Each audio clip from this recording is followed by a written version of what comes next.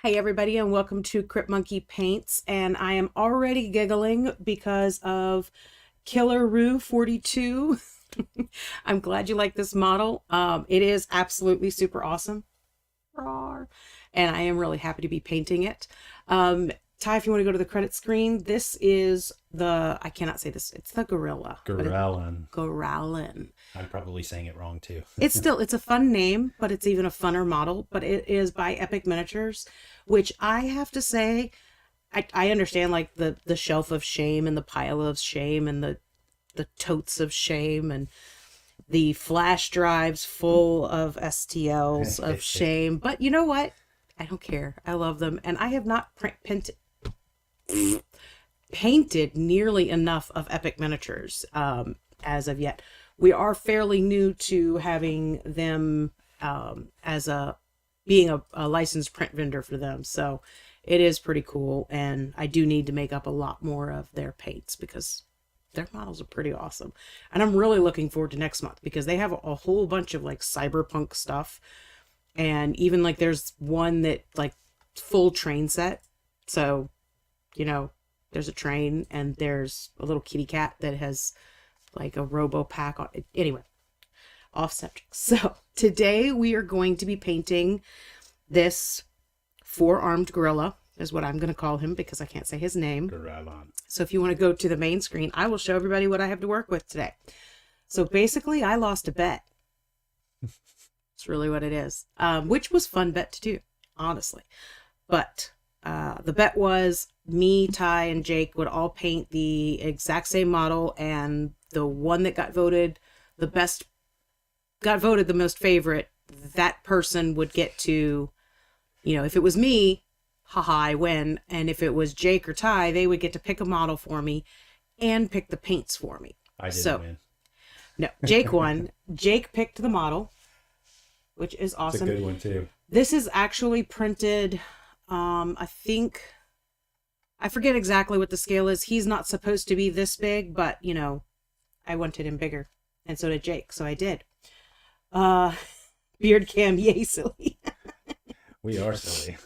Yes, we are always very silly. So I printed him a little bit bigger. And then my wonderful beard cam man, who is colorblind, got to pick all of the colors and the only colors that I'm able to use during this paint job.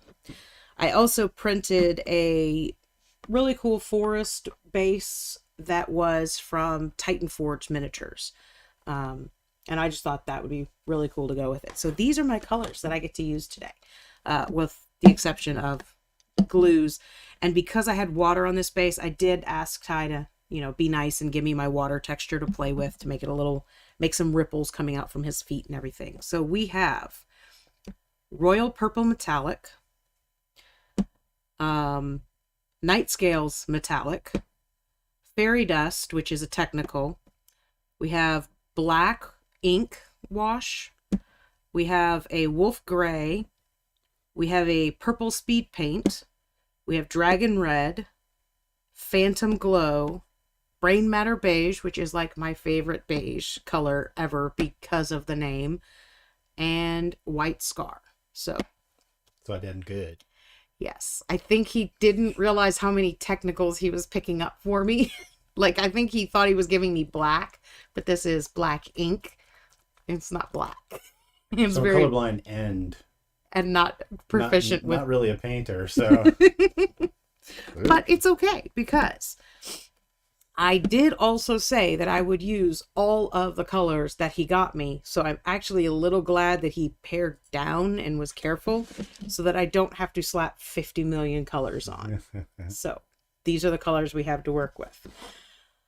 So I am going to let Ty talk about the world building stuff that we will be doing as well while I mad dash to base coat. Ow! Yes, And stab myself. So on Wednesday we did this experiment where we decided to not only paint but start crowd forging our world building. We've been world building on the plane for about a month. That seems about right, yeah. A little bit here and there. And dinner conversation. I wanted to do this sort of crowd forging with other people, other than us, obviously, other than Crypt Monkey, for a long time. So this seems like a good opportunity for us to do that. And everybody seemed to enjoy it on Wednesday. So hot damn, we are going with it. Actually, what I wanted to mention before that, I added to our Discord. Yes. This is the 45th episode, and the 50th episode will be here before we know it. So we just, if anybody has any ideas about what you'd like to see on that 50th episode of Crypt Monkey Paints, do jump onto Discord in the painting channel and let us know what kind of stupid you'd like us to pull. So there's that. Then, so that what I'm going to start doing with this crowd forging thing, since people are going to be involved with helping us out with it, is give you like a state of the plane whenever if we have anything to talk about from the last time, any changes, any new additions to the world or anything like that, we're going to talk to you guys about it. For anybody who doesn't know the plane, the idea is that we're going to write a short story book first on this, and then the idea is to use some open role-playing system and apply what we've created to a tabletop role-playing game as well.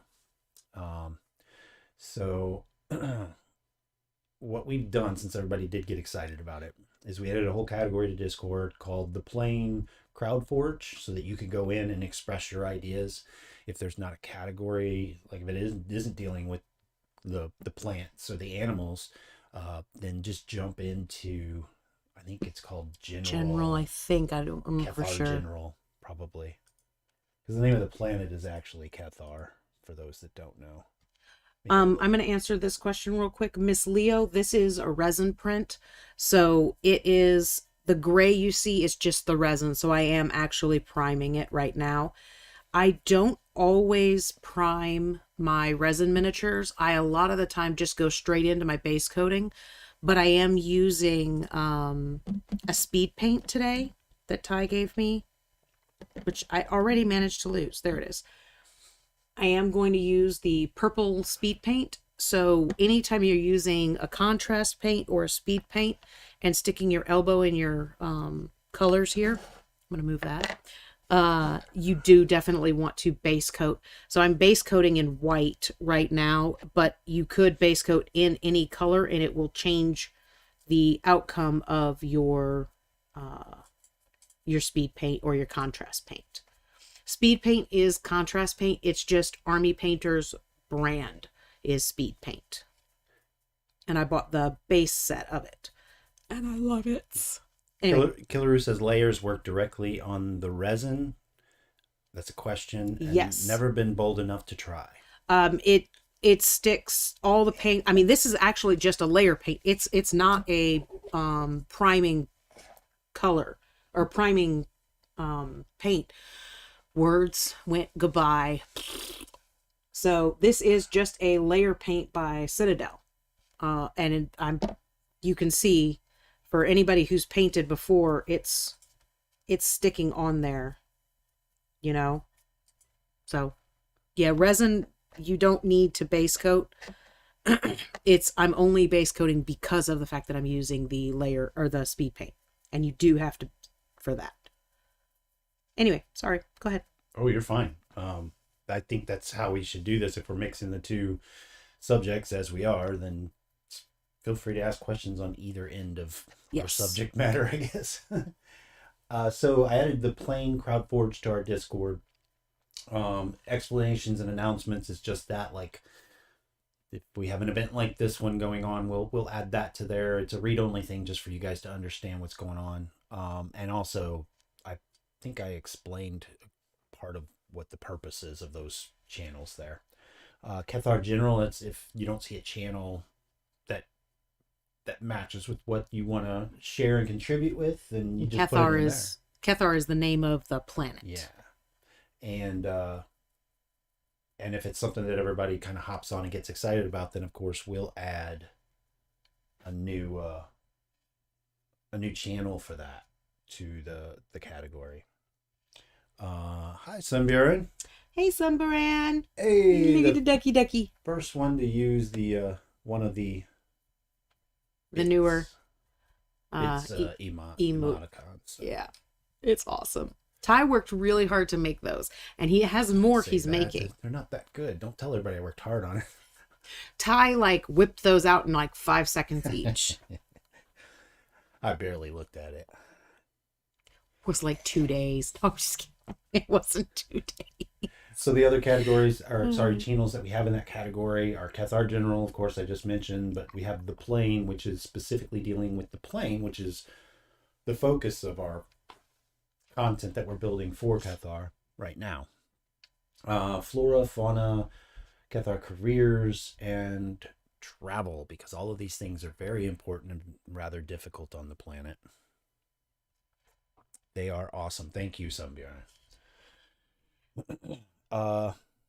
Okay, so we've added those. If you have ideas during this or after this or whatever, and you want to make sure that they're in there for us to consider, and I'm about to mention too, we've already considered some of the things that you guys have dropped in, both from last Wednesday and even in this brand new category of Discord channels. Yes. Um, And going back to this model for a second, you're going to see me making all kind of faces because his fur is spiky and it hurts and it's biting my fingers. So ignore the faces. Sorry. Polytipus says, I see you are painting an ultimate hug yeti. Yes. Free hugs and high fives if you dare. At the same time, if you have enough arms.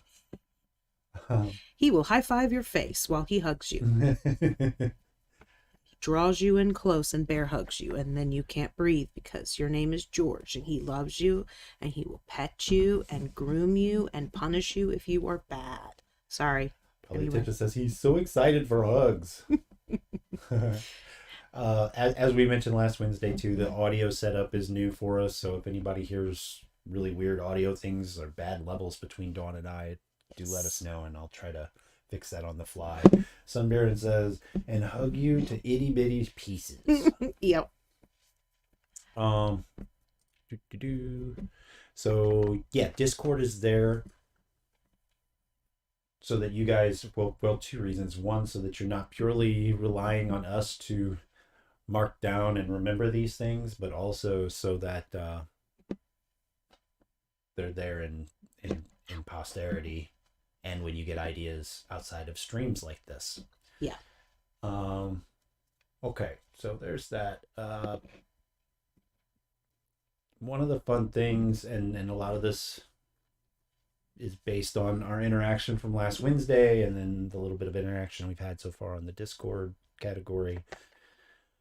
You say a little bit, but there were some great things that came out of Discord really quick after the show and all, since the show, which it's funny because it's only been, it's Wednesday, but it seems like we got so much good stuff coming out of it that it doesn't seem like it was just, this Wednesday that just passed. Polytipus says I am a little bit quiet. We were trying to balance these out a little bit more. I pumped it a little bit there, hopefully not too much. Yeah. Because basically, like, you can't see my mic. My mic is right over here. So actually you can see my mic is right over here past the glue, right? But Ty's mic is right here in his face. Yeah. So we're trying to watch that so I don't feel like so you guys don't feel like I'm yelling at you all the time. And he also does have a better, big booming radio voice. Should I speak like this the rest of the time? No, don't do that. I will punch you. Or I'll throw a paintbrush at you again. I did that before. Dawn's levels are good for me, at least. Well, that's good.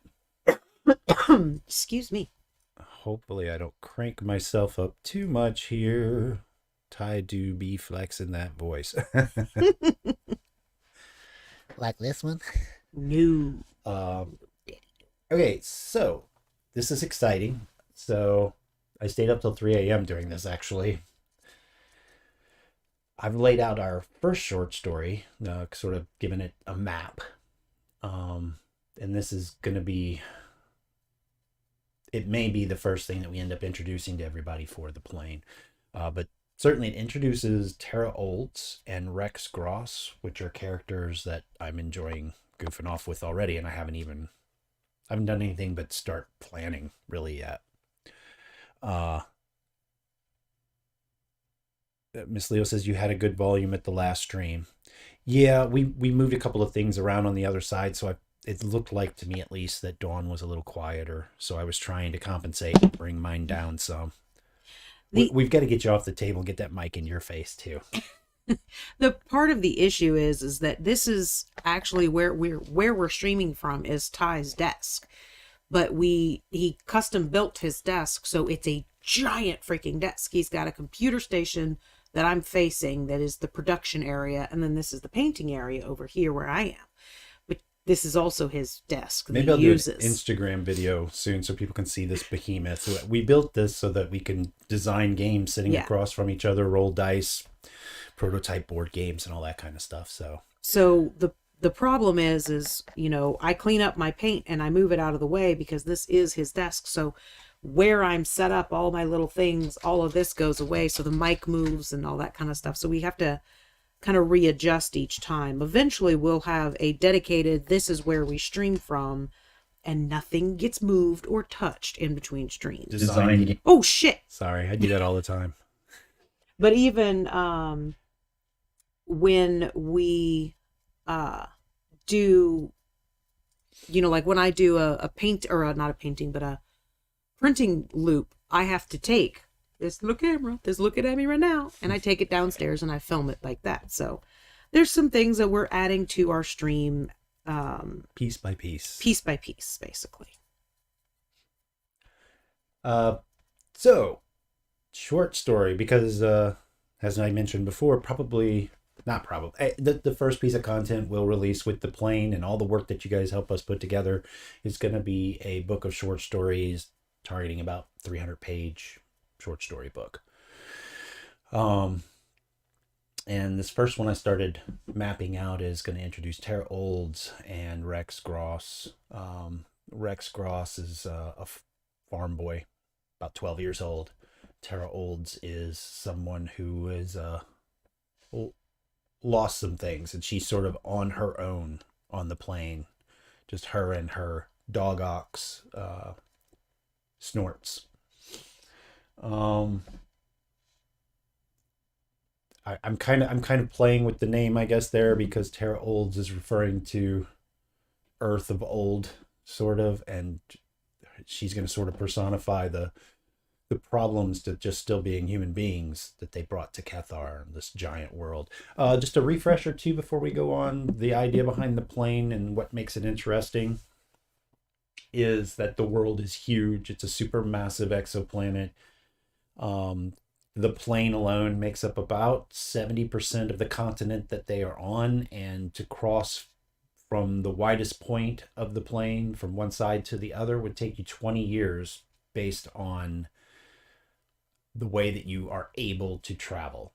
Not only is it big, there's not really ways to travel super fast. Time period for these folks would be something like, even though it's well in the future, it'd be something like Victorian era, Wild West kind of time period for us here on Earth. It'd be similar in a lot of ways. Not exactly, people aren't gunslinging out there so much, but it'd be similar to that. So with this story though, and why it's exciting too, is that, hey, Golden Ghosty, how are you? Hey, Golden. Well, I'm glad you got on here, Golden, because I think you had a hand in some of this. So the reason this mapping out this short story is exciting, certainly for me, is that we are immediately already taking some of the crowd forging that you guys helped us do last Wednesday and on Discord, and started implementing them. So as part of the state of the plane, I'm going to point out a couple of things that I'm already, with this first short story, already developing these concepts, these ideas that some of which you guys are going to recognize that you helped with. One of the first things that this story is going to, and we talked about this on stream last week, is we're introducing the idea of how crime can be a thing on the plane and how it might work on the plane because of the isolation of people. You're not going to run down the street and find the sheriff. It's not like that. It's too broad of a world. Of course, we're introducing the land ship. That's important. That's how you survive out on the plane. Nearly everyone on the plane lives in a land ship, which is big metal boxes that are 1 or 2 stories tall, and they're pulled by dog oxen, which we're also developing now, of course. The dog oxen being a creature that's about 4.5 foot tall, about 5.5 feet long, and looks like a giant bulldog, essentially, but much shorter than us, obviously. Even with that, they're very compact and strong, and 2 of them pull these giant metal boxes. So we're going to talk about, we're developing those for this very first short story. Reindars, we mentioned during the stream, was something we had come up with. Says my dog is a real life dog ox. Hell yeah. That's awesome. Well, more like a dog yak. So Reindars, we mentioned last time, are kind of like, I mean, their name even is based on reindeer here, except that they're not hooved. They have more of like giant, like a dog foot with dog type claws or whatever. But the impressive thing about them is that they are huge. As adults, I don't have it sitting in front of me. I think as adults, from the ground to the top of an adult's antlers might be like 8 stories or something like that. Huge. They're enormous. And they're, even though they're herbivores, they're one of the most dangerous things on the plane. So we're developing that to go in this first short story. The as of yet unnamed moss that releases the explosive spores, we're developing that for this story. That came from you guys last Wednesday. I don't remember who started that one, but that seemed to get a lot of people excited. So we're definitely going to involve that one. Livestock, which I've been kind of against, but you guys have brought me over to the right way of thinking. Side. Yeah, the right way of thinking on that one, I think. Hi, Sawdust. Hi, Sawdust. Miss Leo says, for the dog ox, will you have variety like dog breeds or only the one breed style? I think some sort of a variety would be much more interesting. Because even though they're not what we would call canines, they are very similar. So sort of reapplying those breeding techniques, ideas, whatever, would be a lot of fun, I think. Golden Ghosty says, oh, that's a cool idea. Multiple breeds that might also have different uses, such as trackers. That's a great idea, too. That's really cool. You're not typing. No. I'm talking a lot. You got to take notes. So, Reindars, we're going to talk about. We're developing those, named moss. The moss that we talked about last time. Livestock. And from Discord, what I'm calling the death locusts.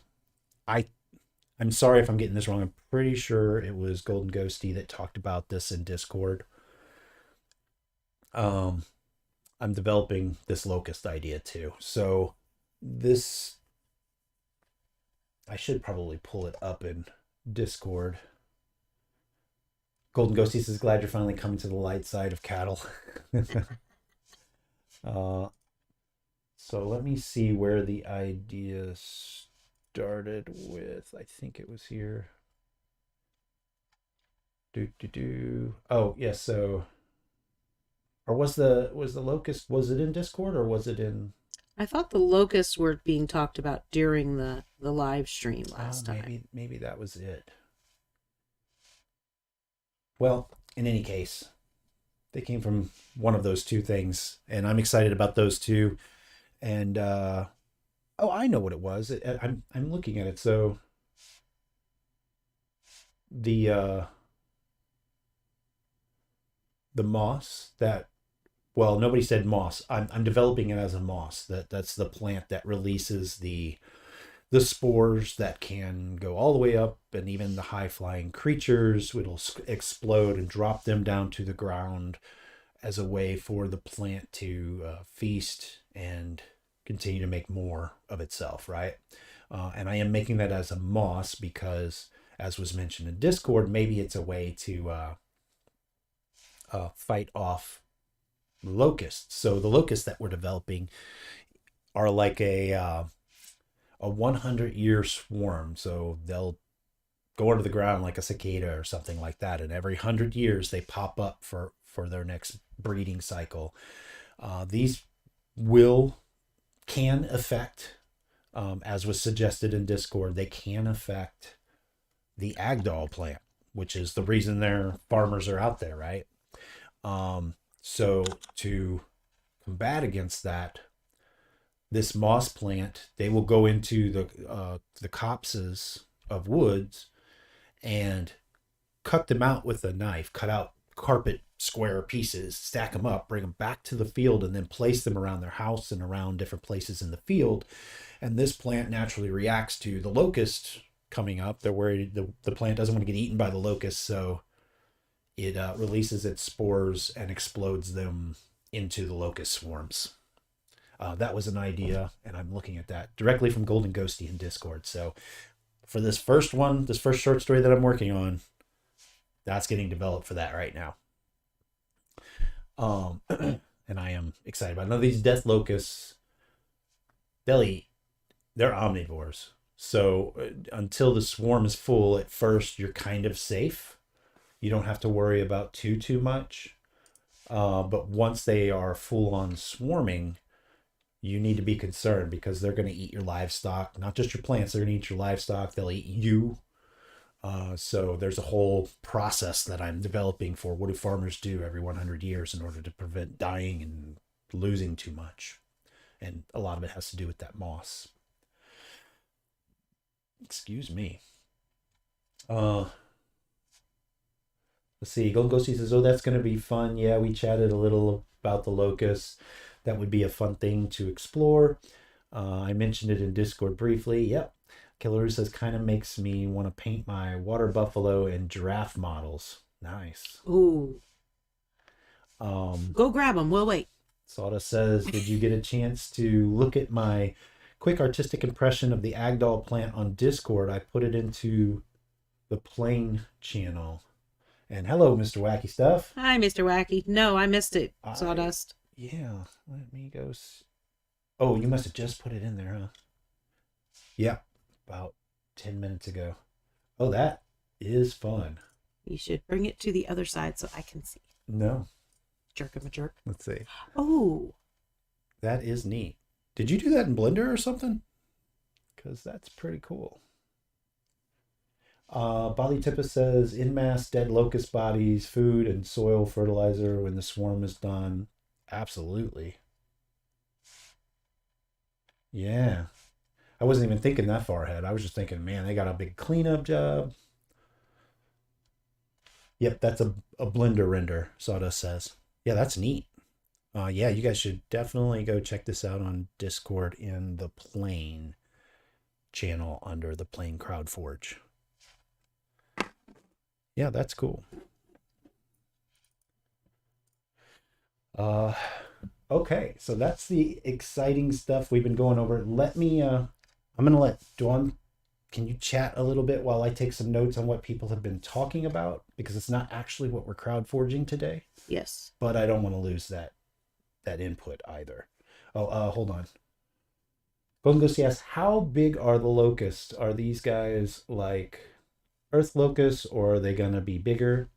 They're going to be, they're going to be a little bit bigger. I mean, I think locusts are about the size of a big grasshopper.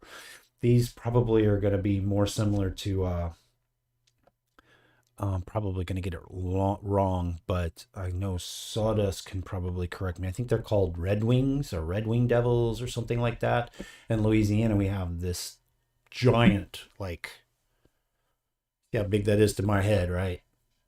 Giant black grasshopper cricket thing, more like a grasshopper. They're pretty sturdy, and under their wings is like red that pop out every year, I guess. But they're going to be big like that. So, you know, in hundreds, maybe they're not too big of a deal, but once they start popping out in the thousands, it's going to be dangerous. Killaroo says also, how would that info get passed down every 100 years is 2 to 3 generations between swarms. Yeah, I think, so they've been out here on the plane farming for a couple thousand years now. So it's definitely something that is on their almanac, I guess. Well, and also because of the fact that people go out here and they're farming for generations. You're farming what your great great great grandfather started. So it's kind of one of those things where this big family line is an extreme family bond anyway.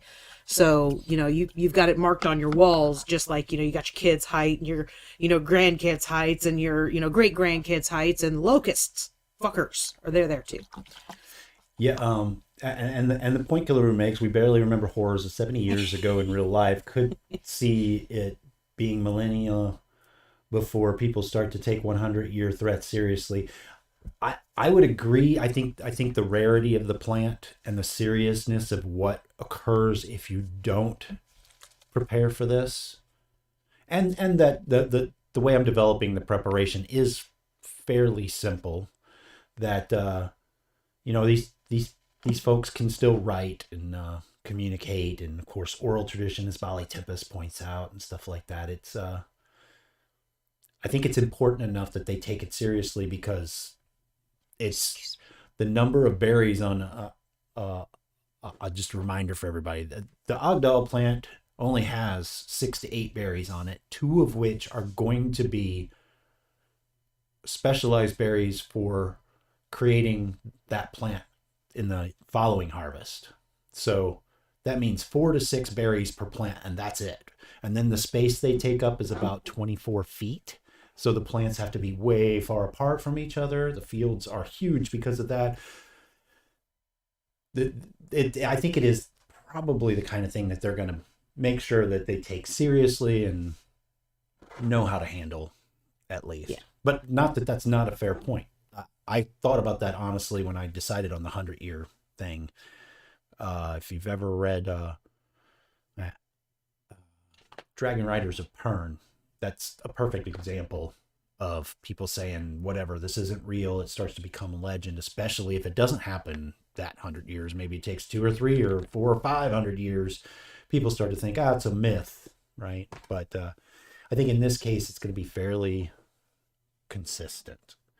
Golden Ghosty says it could almost be a cool thing to bring up, like the Locusts could be like an urban legend, something not everyone believes in, even though it's very real threat, like the zombies in Game of Thrones.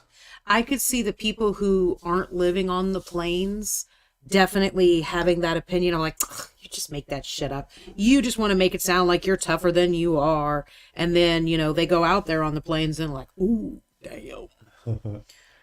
Killer Row asks, so they keep these plants going through non-locust seasons, it sounds like. So the Ogdal plants, their berries are very valuable. They're used for a narcotic throughout the rest of the world. And it takes them 10 years to get that berry from the farm to wherever it's actually going to be processed and used. So those plants certainly are continued. The moss plant grows naturally and is interesting because of the way that it was crowdforged last week. Is it releases spores that are explosive, that float up into the air, and there are these creatures that are flying or that stay aloft all the time, but they can be blown up out of the sky by these spores, and then they fall to earth and feed the moss. So those things actually grow naturally within wooded areas.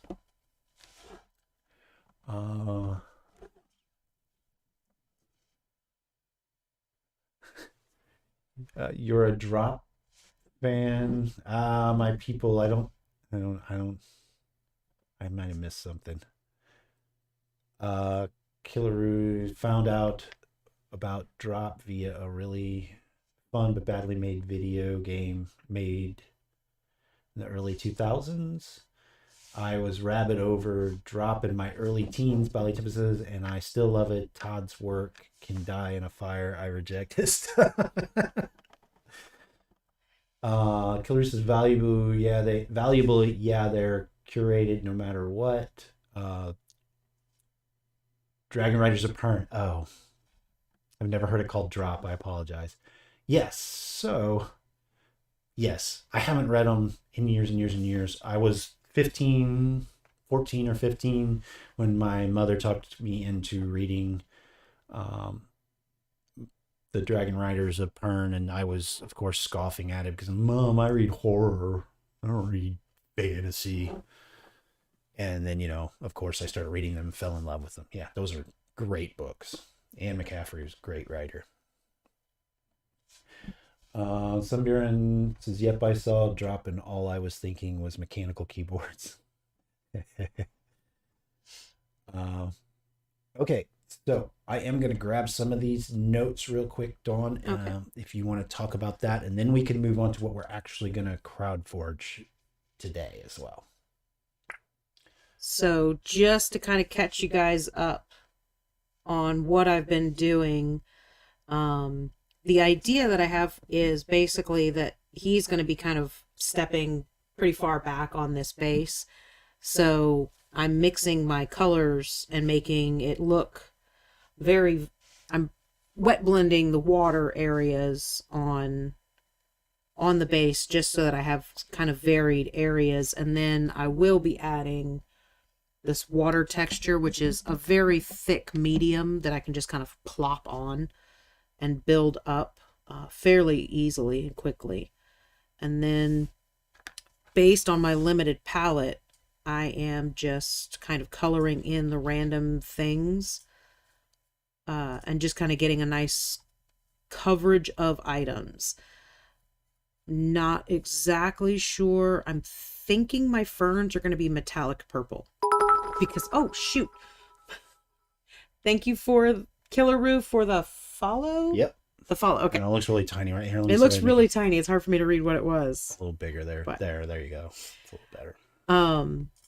But basically, I'm just kind of getting different items kind of colored in different colors and different things, just so that everything kind of has some sort of color on it on the base before I come back and do details. Because once I put the shit.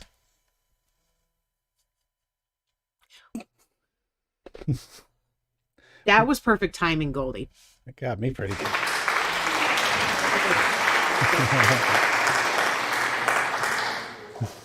Once I get the speed paint on the gorilla, I won't be able to touch him for a little bit. So I want to get a lot of the general colors down on this so that I can come back and start working on details while I'm waiting for him to dry.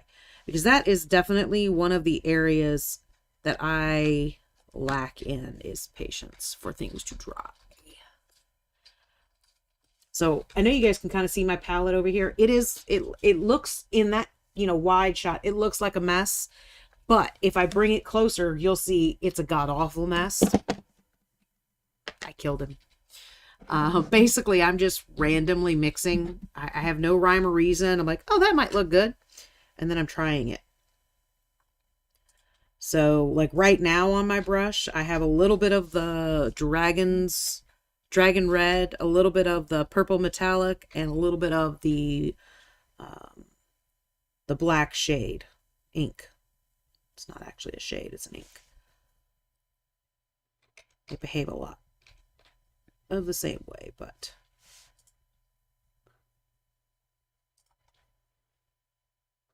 Keep talking. I will. I'm doing a detail, which means I always shut up. But I have this white, I have this gray, so I put a dark coat on like the rocks of the red, because I can dry brush those with grays and whites and they'll look like rocks again. Otherwise, I don't really care if my plants look realistic. They can look like an alien plant. It's fine. Although there are purple shiny plants, so there's that. See, even like this one, like it's partially, oops, sorry. Is it just my eyes that's that out of focus, or is it? Oh, it's probably out of focus. Let's see. Killaroo, they are actually extremely treacherous, and people use them to mess with me. They started for Halloween month, because, you know, we love Halloween. It literally, I still have Halloween decorations that are they're just decor. They're not, you know, Halloween decorations. So for Halloween month, we went all out, and I had face painting, and I you know, my face was always done up, and Ty made a whole bunch of different sounds for Halloween so that basically people could jump scare me all month. Yeah, for Halloween. And it's so much fun that we just left it go. The Duck of Doom is because I painted a rubber ducky and I messed up my hands. So, yeah, Rubber Duck of Doom is kind of the thing now. Hopefully that focus is a little better now. Okay. It's not on autofocus, so.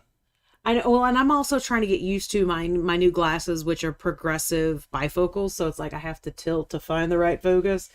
Okay, there it is. But this one up here, like, just because I'm wet blending, I have some purple in the center, and then it goes out to black, and I'm like a little tiny touch of dry brushing here and there, and that one's going to look super awesome.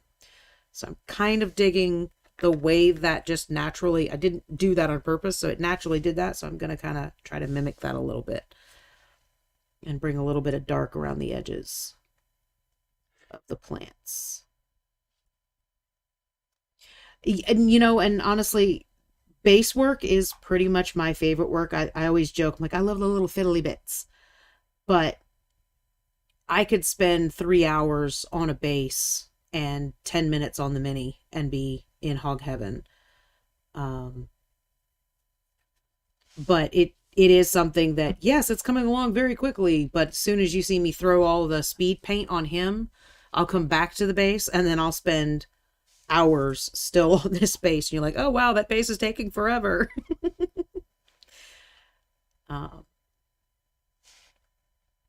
But it's fun. I really enjoy base work. So one of the things I think Killaroo mentioned, glad we're on YouTube. Sorry if it was somebody else.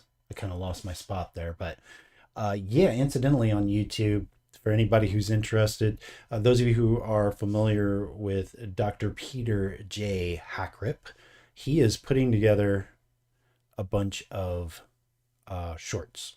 So in the next couple of months, hopefully he'll get those done, and he'll be releasing those on our Crypt Monkey channel on YouTube. Didn't fully understand what he was talking about on the concept of the shorts. It's something about he's been getting mail ever since he started doing Gamers in the Unknown with us on the Gamers in the Unknown channel. And so he's trying to answer letters or something. I didn't know people even sent letters anymore. I guess he means emails, maybe. I don't know. Yeah, he's not that bright. Oh, wow. Wow. He only ever goes after you, so I'm fine. So, yeah, so certainly watch for those. It should be interesting watching a plague doctor answer emails or letters. I'm not sure which. So, I think it's... Can I move on to crowd forging, or You absolutely can. I am going to go on to speed paint. Damn. He likes his hugs, but he runs away from them. I am going to go on to my speed paint coat. So basically, I'm going to be drowning this guy in this. Trying to... And I'm sorry, I keep like slamming my paint bottles down right on the things. Okay, so what I have planned for today's crowd forging. Sorry, Twitch is a random thing for me. Yeah, I get that. So what we're gonna what? Oh, I'm reading. So Golden Ghostie's working on one of the Brugula. It's a really cool print, but I can't say name. Balgura. And it slipped and dropped off my table. Not sure how I managed that. And I'm proud to say somehow it took no damage. I'm still baffled. Well, that is one thing that I have learned through resin printing is different resins behave differently. So I exclusively use Cyratex non-brittle, which it's non-brittle, but it is not a Reaper mineral. Hey, I love Creep Show. You can't like a Reaper. Swallow You can my pop filter up. throw it across the room and it's fine. I have dropped other prints that were different resins, dropped it and just shattered. So I now, knowing how much sturdier this resin is, that's the only resin I use now. It's nice that it didn't take any damage. It is. That is really nice to hear, because I've dropped a few that have been shattered. I've dropped a few with this resin that have had a couple of pieces break off, but not shatter. So that's good. I'm glad to hear that it did not break. Okay. So what we're going to crowdforge today is careers, which means I need to go over a couple of what we've already got for you. Ideally, while we could talk about careers anywhere in Cathar, this first bit of content's kind of focused on the plane and the farmers of the Agdal plant. So if we can, I'd like to stick to like Agdal plant careers and adjacent. What we have so far are the farmers, of course, and these guys are I had a good way of explaining this. That they're, as Dawn mentioned earlier, they're not doing it for themselves exactly, or what they want for themselves isn't the wealth that it's going to bring later on, because they can't get what they're going to get, their family's going to get later on, right? I kind of think of it as like, this is the kind of people we have these sorts of people today, although they're not trying to make their family wealthy in the future, but what they want for their current life is to build a cabin off grid and teach their kids with homeschooling and try to live as much of a subsistence life as possible. Maybe, they've got their own livestock and gardens, and they're maybe trading with neighbors for things they need and stuff like that. I mean, we have people like that's what they want, this sort of reclusive and self-reliant life, right? Or homesteaders. Yeah, that kind of thing, right? So I think that the people who choose to be an Agdal farmer and move their family out onto the plain, they would be that sort of people who want to live that sort of life. Let's see. Oh, Golden Ghosty says putting your prints through stress tests. Thank you. I think they were talking about dropping the print, which I'm so glad it survived that. Creepshow says, like migrant farm hands. Well, I don't think really. I think it's more of the people who are just trying to, at least the way I think of migrant farm hands, they're seasonally making money here and then either taking off or making money elsewhere through the rest of the year, that sort of thing, right? But more of an adventure, just to challenge yourself that way, sort of thing. I'm sure that's not everybody's drive and why they do that, but that's kind of how I'm thinking of it, at least. So anyway, as we mentioned several times now, these guys are going out there to start the farm. Usually it starts relatively small, but then after several generations, they've traded enough of the berries harvests and stored up enough of their own so that they have wealth and stockpile, and grandchildren, great-grandchildren, great-great-grandchildren decide, okay, I don't want to be a farmer, so we're out of here. And we also kind of mentioned last time too that, this berry, the longer you have it, the dust or the powder of it, however you've stored it, the older that is, it's like wine, the better it gets. Right. So if you've got one, you've got some that your great-great-great-grandpappy harvested on the first harvest. Ooh, you're sitting pretty when you bring that sucker back. Yeah, I was thinking about that today too. So we kind of talked, not on stream, but previous to the last stream, Dawn and I had talked about how the farmers, they've got wealth from whatever that is. I don't know what that is yet, gems or coinage or something. They have something that has made them a wealthy person, even though they can't really use it that much out on the plane. That is going to be more valuable. It's going to be what they use to buy things or whatever when they get off of the plane, right? But that idea that their grandfather or whatever had these berries stored for the family that they have when they get off the plane. That the thing I was thinking about earlier was that those are probably worth more and probably are very sought after for that reason that you're mentioning, Dawn, and that buyers bring back a constant supply of the latest berries, which would be 10 years old or older. But that people are seeking out the farmers for specialty blends of this narcotic or something. Yeah. That are 100-year-old berry, like you said, however that gets dehydrated or whatever, right? Golden Ghosty says, so what would these farmers do with the wealth if they can't really get off the planet? Well, so when they no one's trying to get off the planet. They're trying to get off the plane. Technologically, they're not anywhere close to that.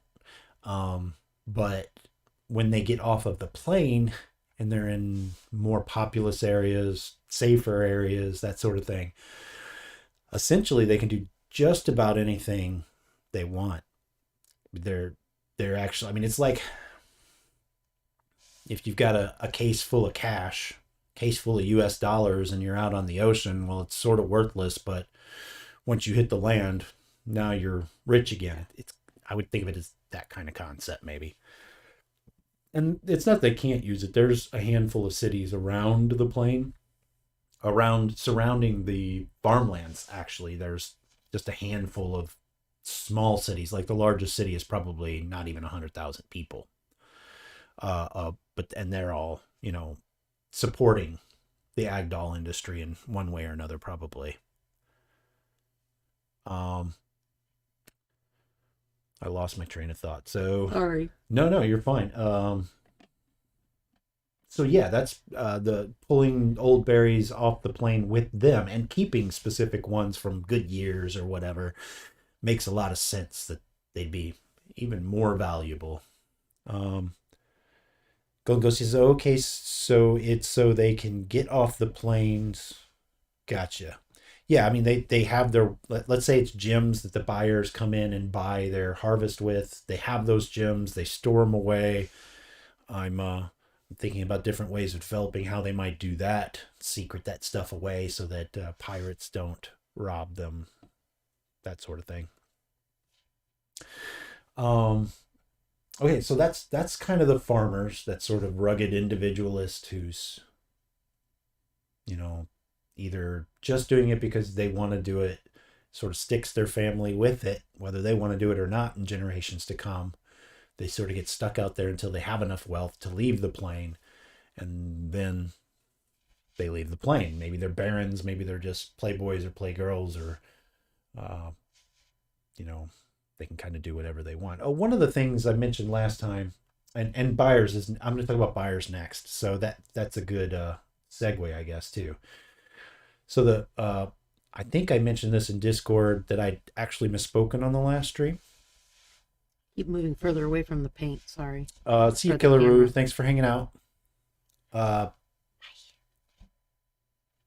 So I had said that the buyers may not be quite as wealthy as the farmers during stream last time, and that I misspoke. I had notes on this, actually, sort of conceptualizing through the theory of what kind of money they would get from buying and coming off the plane and selling. And actually, the buyers are the most wealthy people because they go out and they buy from, everybody that they can over a 20 to 25 year span of time.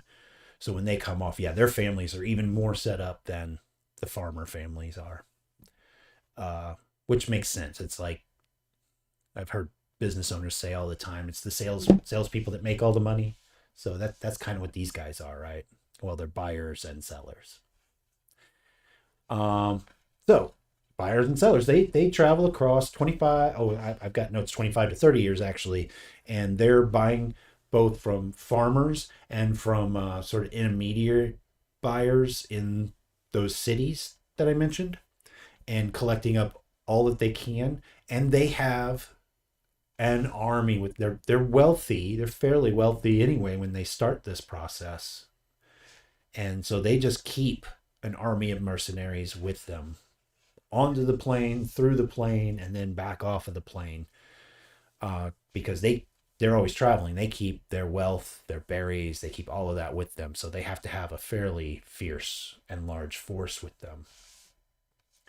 But that's their whole point of existence, is just to be incredibly, insanely wealthy in 2 to 3 decades.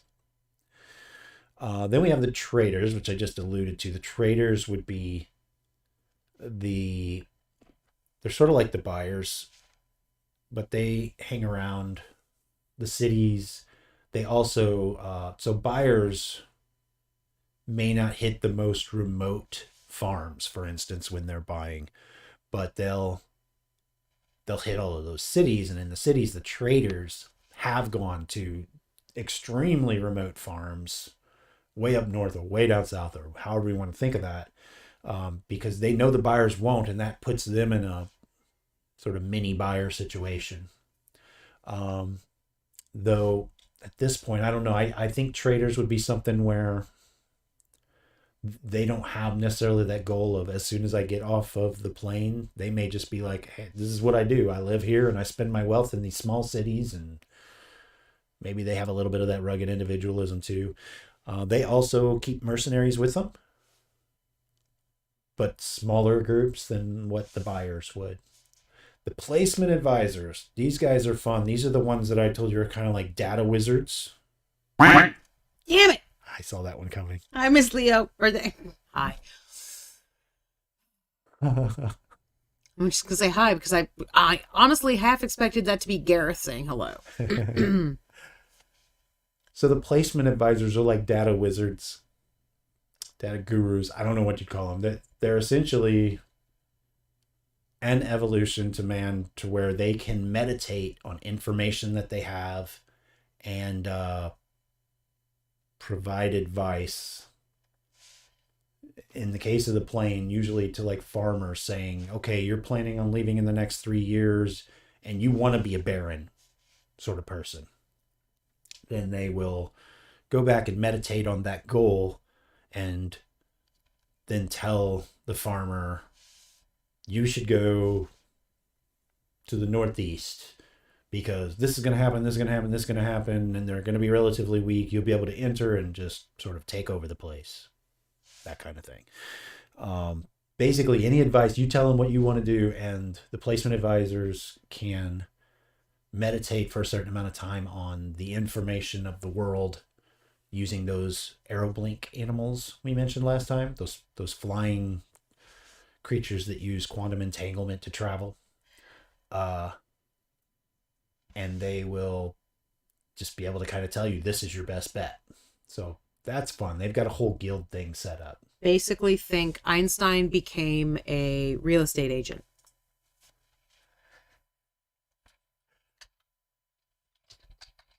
So that is the careers. And I know we've talked about other ones, but we don't actually have notes on them yet. We've talked about, what have we talked about, Dawn? We've talked about so different animals. Well, like the aeroblink we just talked about. Those are their whole industries, and a whole kingdom based around the aeroblink. And people that their whole job is to go out and snatch the eggs from the aeroblink nests. Of course, people that sell them all over the place. And of course, that the rarity of the animal opens up black market and all of those kind of things. We talked about, I guess it's like a black market animal trader kind of thing, where they will sell those mimic animals under false pretenses. Yeah.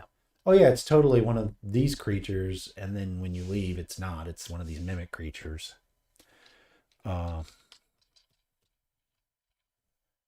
So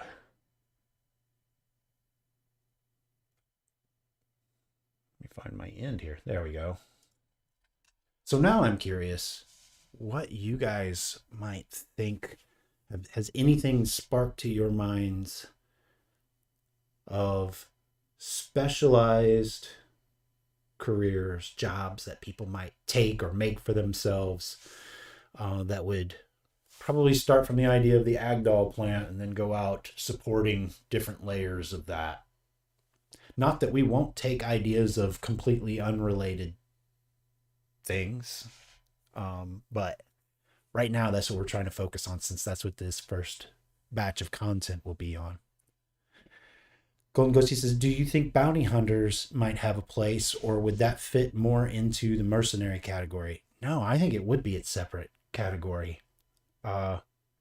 You think about it, maybe bounty hunters are the closest thing you have to the law in a lot of places. If you've been wronged, kind of skip over that whole, well, we don't have a legal system, but I don't like what you did, so the bounty hunter's coming after you.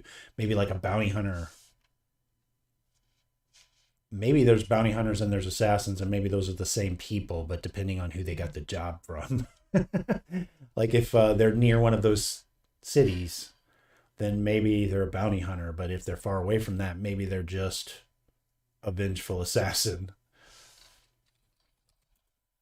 Oh, I'm doing it again, aren't I? Let me move up here, show you guys what I'm working on. Bounty hunter, assassin. I do need to pause for just a second because our son, who is in the army, messaged me, and I always look at that and respond as quickly as I can.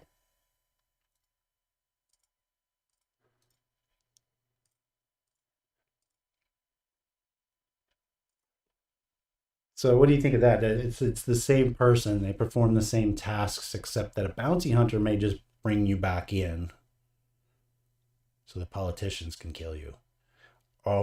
Whereas the assassin may just be like, I'm going to right this wrong right here on the plane.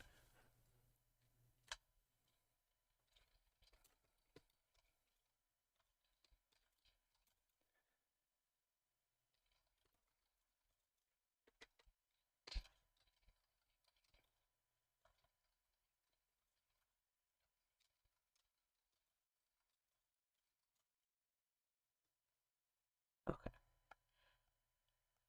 He was just finishing a conversation that him and I had yesterday.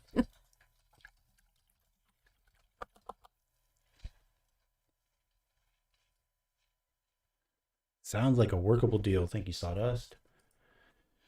Yeah, I like that. We talked a By little. the way, if you guys can hear random rustling, our bearded dragon is right here behind me. She's going nuts. She's kind of going every which way. Hi, Georgie. Yes, we're talking about you. She's now staring at me. I know on the big screen, whenever it's just this camera, you can see kind of the edge of the tank. Let me see. You can see, like, that's her tank right there. And the very back of her tank has pictures of, like, rocks and stuff so that she doesn't have to look at the wall. But she has a tendency to try to climb that. So she's doing dive bombs off of her hammock and climbing on the rocks and trying to climb the glass rocks and everything else. Okay, Ty, you can go back. So just so you know that those weird noises are our bearded dragon back there. Yeah, I think the bounty hunter slash assassin, these having very little law out there, people are gonna try to see that occur one way or another, and make sure that other people understand that that's what's going to happen. Yeah, because it's already pretty thin. What's going to keep you safe? Golden Ghosty says there could be a bounty hunter guilds. Maybe that's where you could hire the right people for the right job, sabotage, imprisonment, whatever is needed. So sorry, I went straight to Mando. Yeah, the placement advisors. The placement advisors are actually part of a larger guild that includes things like assassins and things like that. They're sort of a sub guild of it. So maybe the bounty hunter, sabotage, spy, assassin thing they're like subs of that larger guild. That's not a bad idea. I don't remember what I called them though. let's see. Well, that's buyers. Whoops. No. The Web Guild. The larger guild is called the Web Guild. That's right. I remember that. I loved that name. The idea being that they're just reaching out with information and like stuff like this affecting things on a broad scale. You know, the internet is not a thing anymore, so. Yeah, they're thinking definitely more spider web, which is the same thing they were thinking when they named the internet.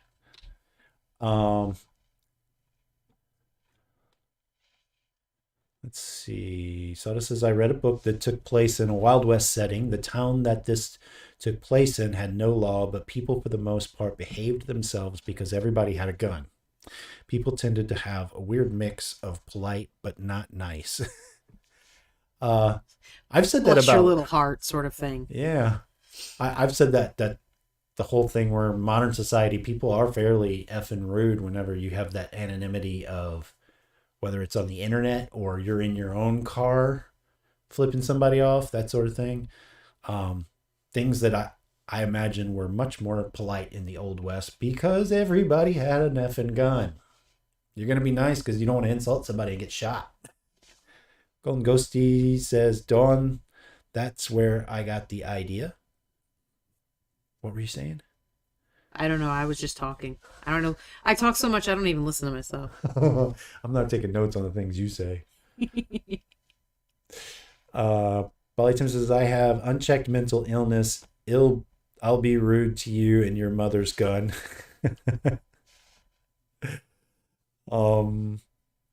don't know. My mom could kick most people's ass. I'd be afraid of my mom. So, yeah, I think that that's not a bad idea. I'm kind of thinking of any of these. And certainly the vast majority of that web guild would be happy to have members in any of these areas, especially if they have a way, an arrow blink or some other method that they're able to communicate with folks that are providing this kind of service. Maybe that's information that can help them. That's the kind of information that would help placement advisors, because they can see, oh, there's an uptick of the need for bounty hunters in this area or something like that. Doing it again. I keep forgetting to move it up. There we go.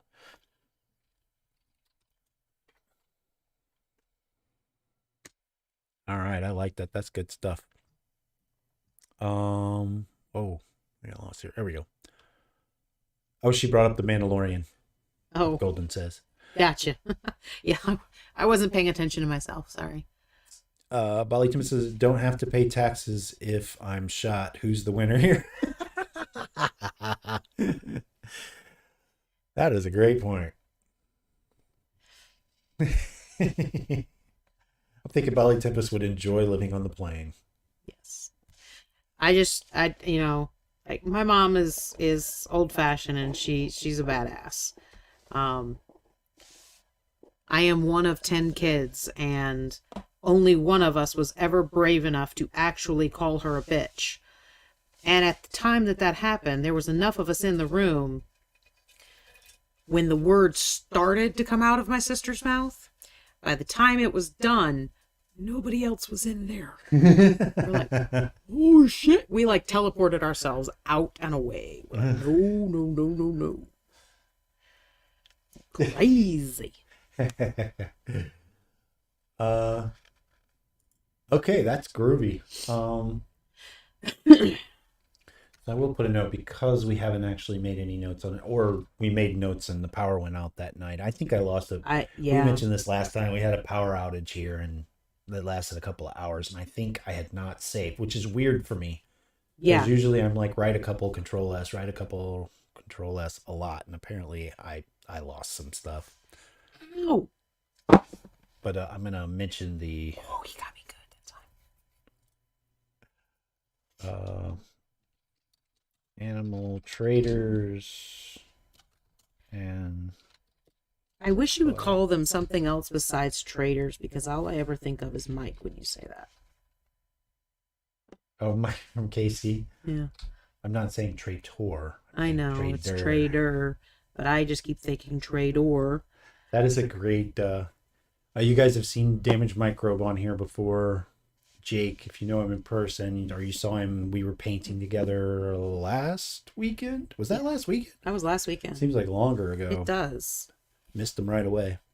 But Mike, who's also a game designer, was playing our game Jack the Ripper with Jake and another game designer.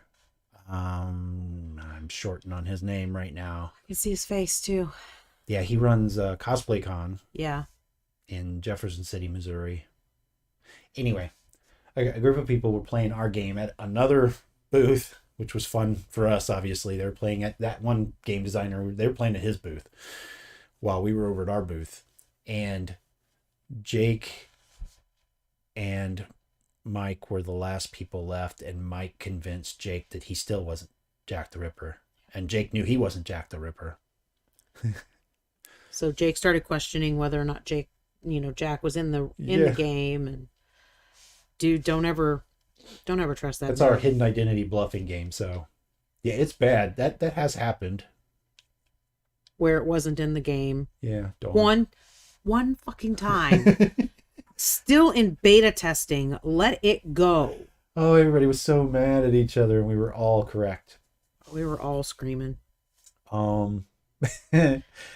Anyway, yeah, so we called him the traitor because he did such a good job of playing off that he wasn't Jack, and it was just the two of them. In the beginning of the game, him and Jake had made an alliance where they weren't going to hit each other. They weren't going to hurt each other. And, it just, damn, he was good.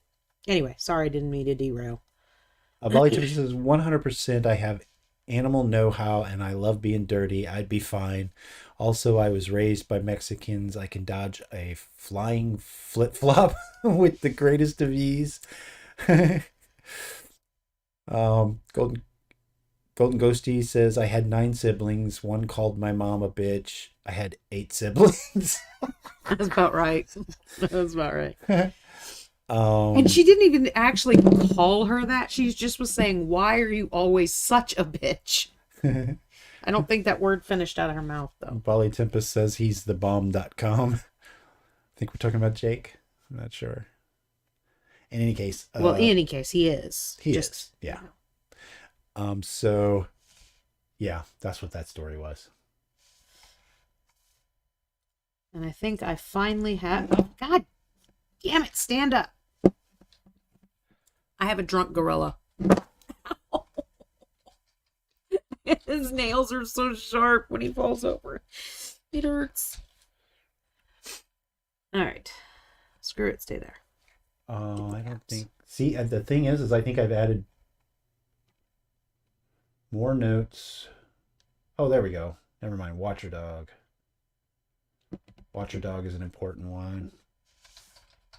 I'm just writing notes now on the animal trade industry. These are actually going to be different jobs, but things we can come back and revisit and develop. Yeah. Excuse me. Watcher Dog, if you're interested, is in the fauna channel. I even used a prehistoric creature as its basis. Aeroblink, Watcher Dog. Oh, we haven't named it yet. The mimic creature, which will be an interesting thing. There's probably multiple jobs because you have legitimate mimic creature sellers, and you have the guys who are faking it, so they're selling it. Oh yeah, this is totally a Watcher Dog. It'll keep you safe out there on the plane, and then they run out of town because it's actually a mimic creature, and it's not that strong. It's not that big. It just looks like it is. Sometimes all you need is the sign. Yeah. But then other people may have really trained that mimic creature well enough to look like that Watcher Dog that they're telling you, this is a mimic creature, so I'm going to sell it to you cheaper than a Watcher Dog. But when anybody comes around, you just give it, its command, and it'll look like a Watcher Dog, and maybe kind of scare people off from doing something. So you can save some money and maybe kind of protect your place anyway. Renegades and rustlers. That's, yeah, I mean, we've mentioned the pirates, but I can see Renegades, rustlers, people kings, known for stealing dog ox, working animals. Yeah, dog ox, I mean, they're probably more valuable on the plane. I don't know. See, I've been trying to figure that one out. If you're going to try to breed them, maybe they don't breed that much, but I think they should be fairly valuable considering that, you know, you can control them, they're domesticatable, and that's what pulls your freaking land ship, your Right. house, right?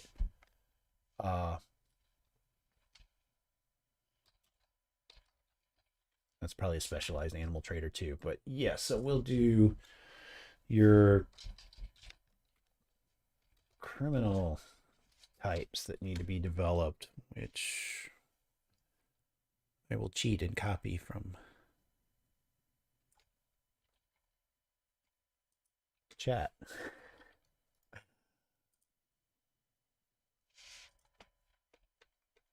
Because these are all, and I'll add pirates to this one. Pirates are specifically those guys that when you're trying to enter or leave the plane, normally when you're trying to leave the plane, they're the ones that are going to attack your group to try and get your wealth, your berries. Basically, they want to be as wealthy as farmers without actually having to do generations of work. That's groovy.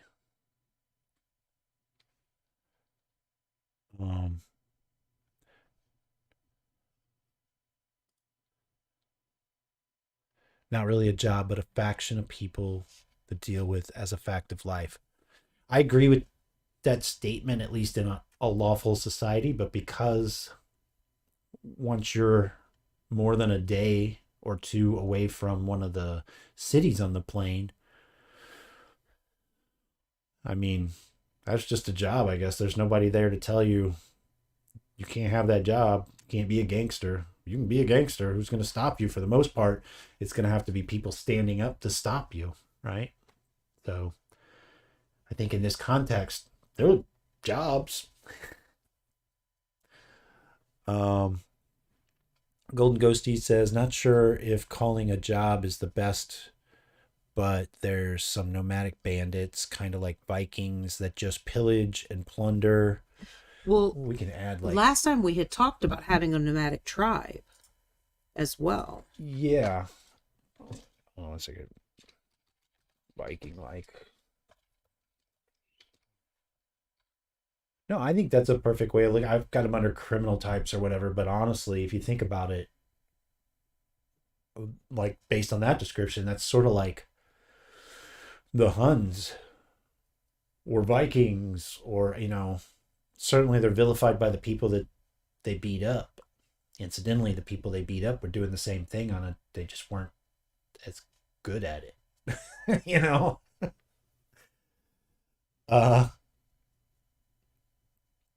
Bali Timbers says, exactly, no loss. So rustlers are just rustling. Yeah. Sorry. I kind of want to put. I'm going to actually put that as its own. Oh. Its own thing. Let's say wrestlers. Maybe they're specialized or something. Yeah, I don't have a name yet for the livestock, but I can see where. I mean, I can see lots of reasons why even. I don't want to give too much away, but let's. Tara Olds, for instance, has lost everything. So she was a part of a farming family, and now she's just on her own, bumping around. So I can see people losing things in this incredibly difficult environment, and they switch careers. The hell with being a farmer. I'm going to be a rustler or a pirate. That sort of thing.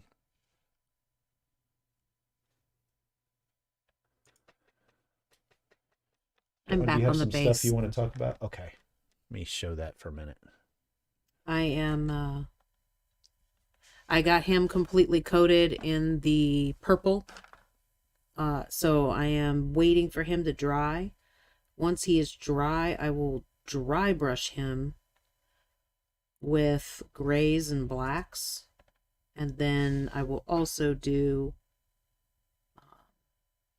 my intention is to do like the kind of dry brush white over his back and then use the fairy dust over his back pretty heavily to give him a silverback kind of look. But we'll see how it turns out.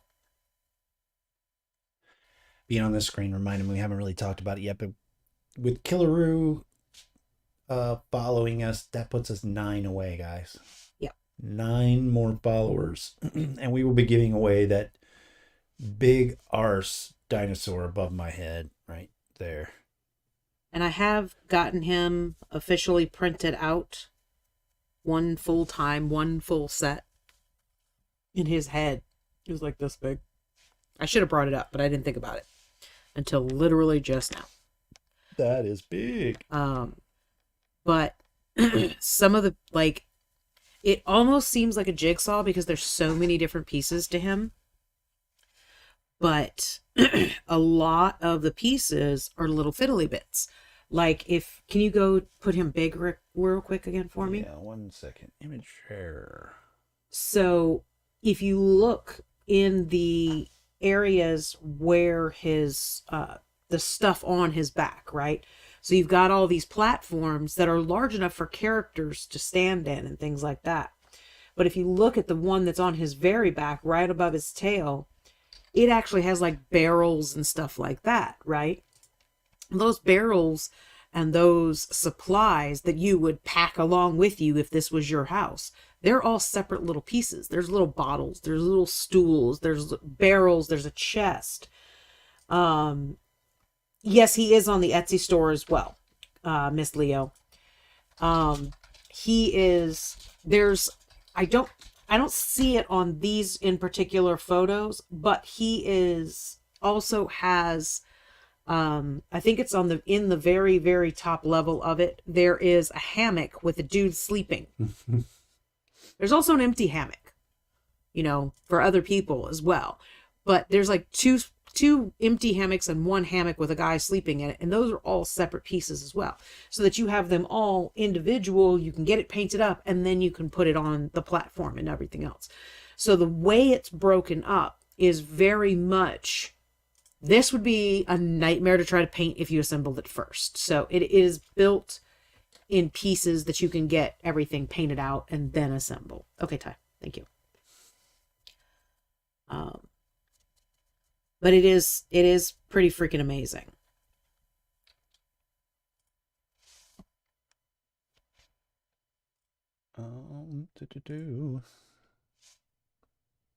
So basically all I am working on is I am taking the different colors I have, and like I'm dry brushing a lot of things with white just so that I can get it a higher base for me to be able to put highlights on.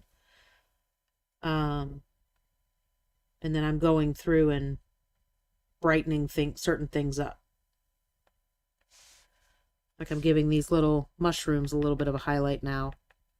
And I'll come back and paint their dots. It's a little too bright.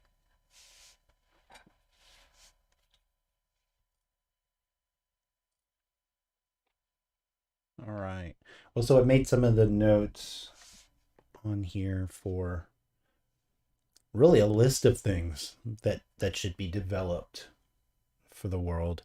Even if, and that's what I love about this process, is even if you guys come up with something that we're like, we need to develop that, and it never shows up in a short story, that doesn't mean it's not useful for the role-playing game we're talking about dropping on one of the open systems. So yeah, more is better, I think, for this process. Yeah, I agree. All right. So do we have any other, you guys have any other ideas for careers in the plane? Ogdil supporting, crime supporting animal, trade supporting, essentially farmer supporting or attacking. That's pretty much where we're at with a lot of these ideas. Yeah, pretty much. A general store. A traveling general store would be... I wasn't even thinking traveling. Well, that was the first thing I thought of like a general store that traveled on a Reindar. Well, this is two ideas. This is I think so. One idea is you have a I can't think of what the Romans called it, but you have these spots along the road where people can stay the night, buy things they need.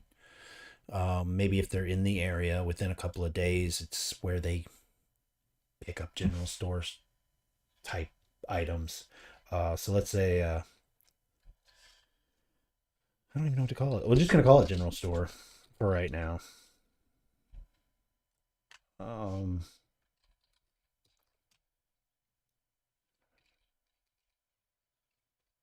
Stationary commerce point for travelers nearby. Farmers. People. So that's one. See, that's what I love about this is we get, how about this? And it ends up being 2, 3, 4, 5 things. Yeah. Waypoints, I like that. So you could call them waypoints for the ones along the road, is what Miss Leo was pointing out. Waypoints. I like that. Yeah. All right, and then we have the traveling salesman. And it's off the screen.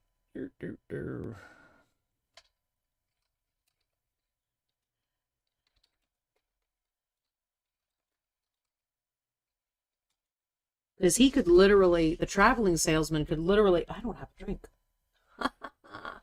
He could literally go between the farms and like, this particular wife of this farmer is really adept to sewing. So she sews and sews and sews. And then, the traveling general store stops by and buys out everything that she has because they're never going to see her again. And they continue on their route. But now they have a bunch of clothes to offer. And the next person, the son of this farmer is really adept at canning or something like that. And so there's a whole bunch of preserved flying bison meat, I don't know. We haven't come up with a name with those guys yet. So part of it is bartering is what you're suggesting, right? Yeah, basically like the traveling salesman or the traveling store could actually stop and buy stuff from these homemakers because they can't really sell that stuff. We want to keep the DIY people going. Right. Pointing at you. They have Miss Leo. General trade goods that are bartered between stops. Yeah. I saw that. I'm coming to that.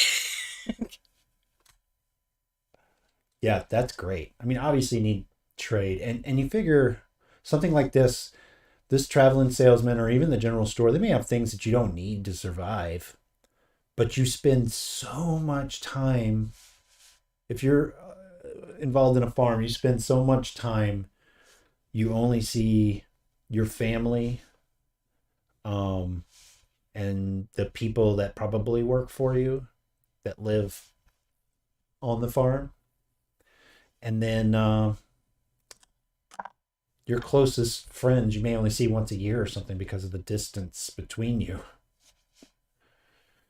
Okay. So Bali Tempest says, soil, water, caregivers. Yes, farmers can care for soil, but if your estate is limited, then you have to find ways of putting nutrients back in the rotation if it is not possible. Back in if rotation is not possible. I understand. Yeah, and that's right. Rotation really is not. I mean, I guess it could be. It's not like you own the land and you're probably not butt up against another farmer. this group would have a fairly high class lifestyle as their service is needed, and it can bring in the opportunity for dishonest types, faux soil engineers. Hey, I like that too. So we're all about the criminal motherfucker. So when I first started to read that, the thing I thought of is something like you can hire a landscaper or specifically a tree pruning company to trim your tree back, or you can spend more money and have an arborist do it for you, and they may have, you know, some knowledge that helps you better perform that to keep the tree happier, right? So that's kind of what I thought of immediately, is almost like an arborist for the soil. So I dig that. I don't know what to call him, but dirt engineer was pretty cool. Is that what did oh, I lost the spot where it says soil giver, just farmer's estate, then you maybe we just say, oh, faux soil engineers. Oh, I got you. Okay, soil engineers. That is more classy sounding.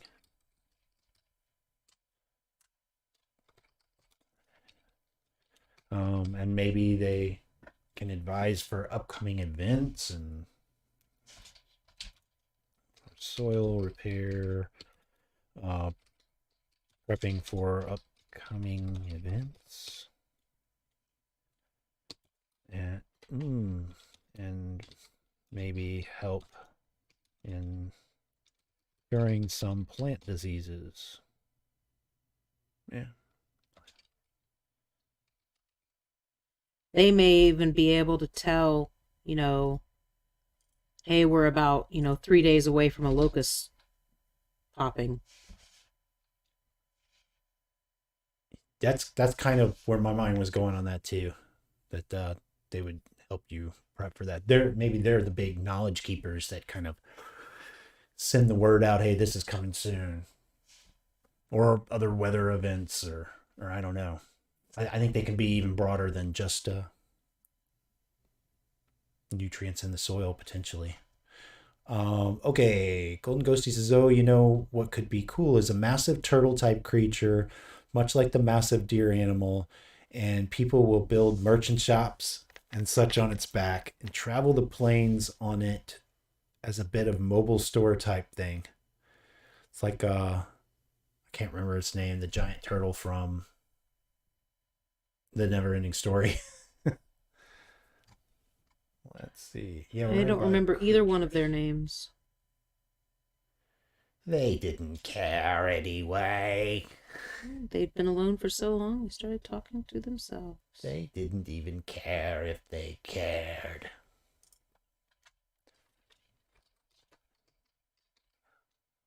This is like spurring a whole bunch of animals that I would love to see come into the game, come into the world that wouldn't even be on the plane. So I will. Yeah, that's possible too. Turtle. Like the lion turtle from Avatar swimming in the ocean, except this one ain't friendly.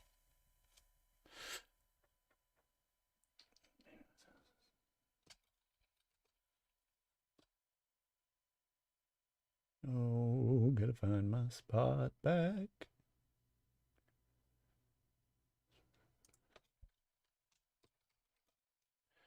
I don't see. I keep doing that. It's like the place that's comfortable for you guys to see is not where I naturally go to. Sorry about that. Maybe use giant animals.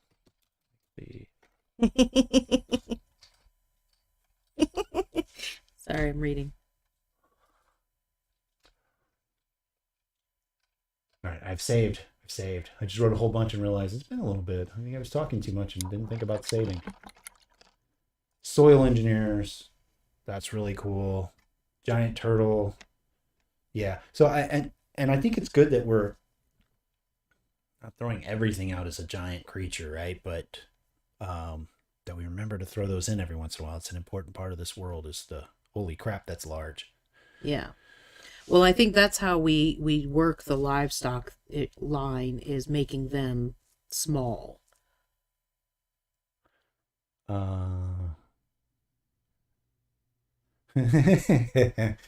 Polytipus says, we need ideas. Your chat, crime. Pretty accurate. Yes. Pretty awesome. Miss Leo says, I was literally also going to point out, like, snake oil salesmen, too. I was thinking about that with the traveling salesman.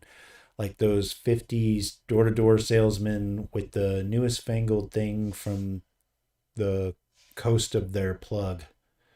We all have crime on the brain because it's fun. Yeah. Well, I mean, you have an environment like this, it's gonna foster that sort of It's easy to get bad away with it. creativity. Yeah, I mean, what can you get away with? I can get rich faster than this farmer and be home sooner. I don't know. Ballytum says, no shame. Morla, Sunburn says, I knew that. The turtle. Morla, gotcha. Morla. Okay, so where was I? We've got the soil engineers. I did finally do notes on the here, there I got wrapped up. Nope, we got animal traders up there. Good.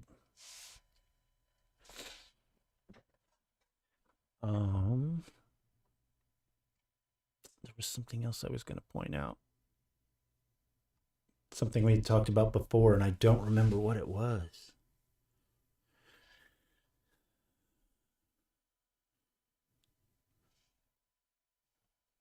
Not coming to me. Surprise, surprise. Hopefully one of the cool things to look out with this world, hopefully it's cool, is near the beginning of this process, the first thing I wrote, I think, before I even started writing notes, or maybe right after we started writing notes, was a folk song. So, which reminds me, I need to, the folk song is actually based on a creature that I haven't added notes for, so should probably do that. The mega dire wolf. Fill in here. So yeah, there's a kind of folk song on the plain about this wolf the size of a horse. So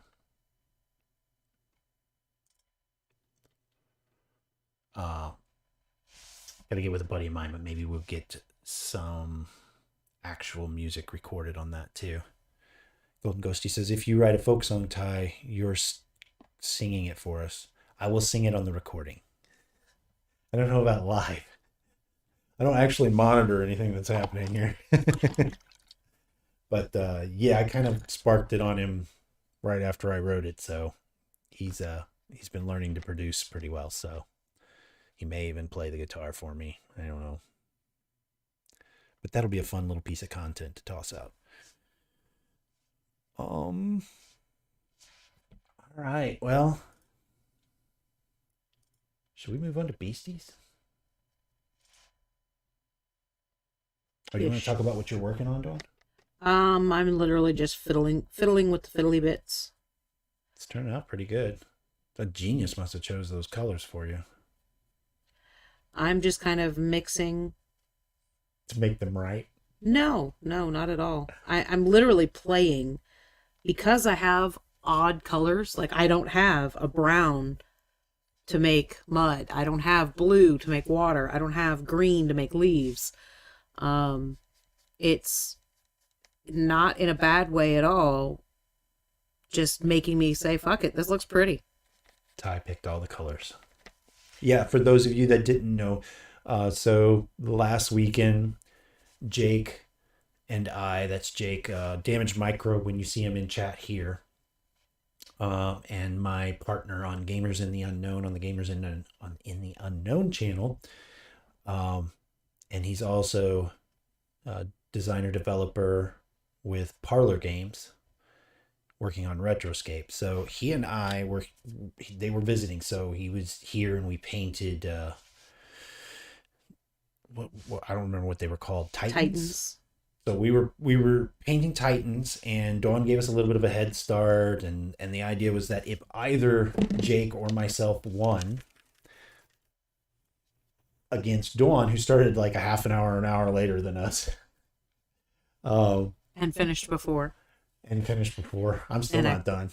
Probably should have taken more time since I lost.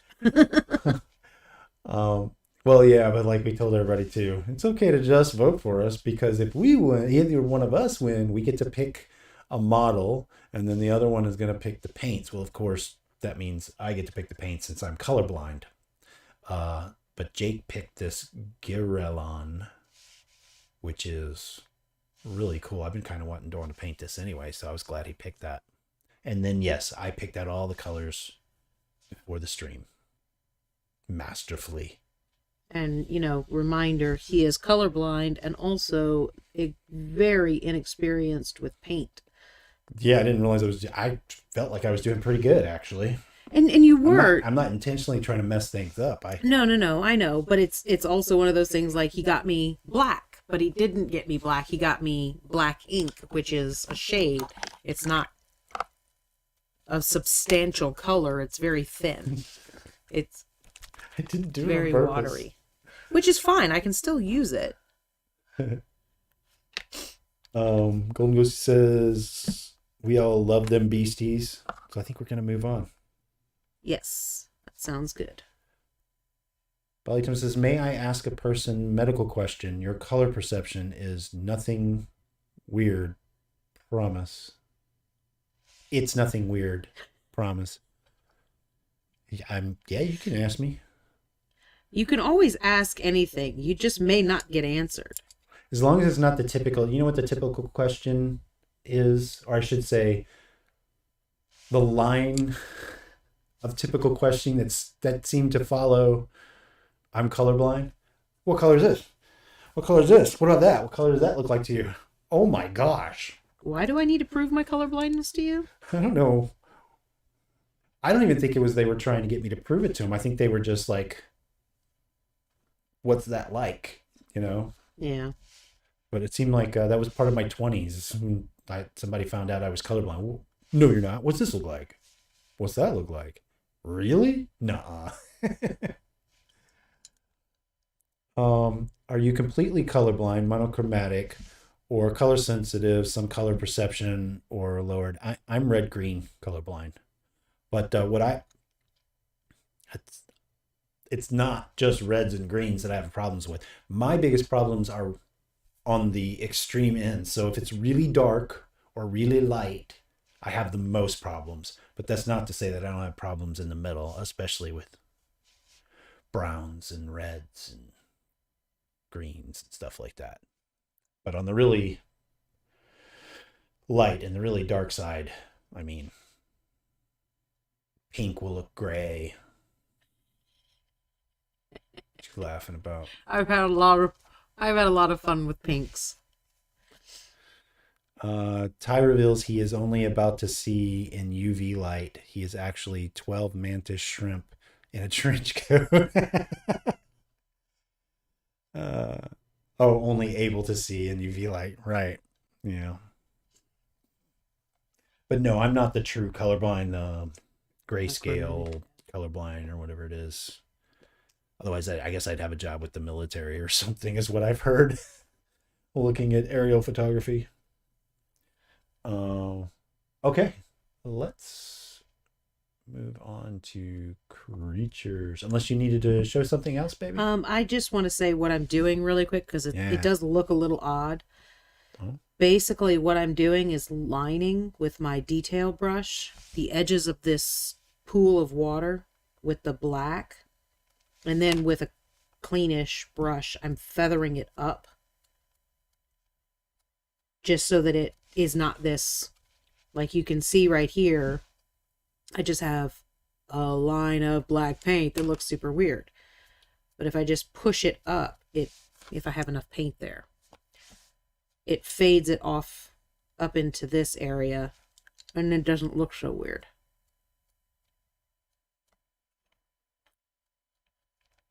And that's it. It's all magical to me.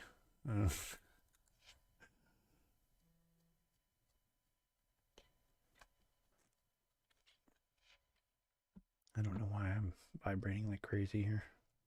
No clue. Beep, beep, beep. It's a cheap way, I mean, not a cheap way, it's an easy way to blend your colors. To have one brush that you put the paint down with and another brush that you push it around with.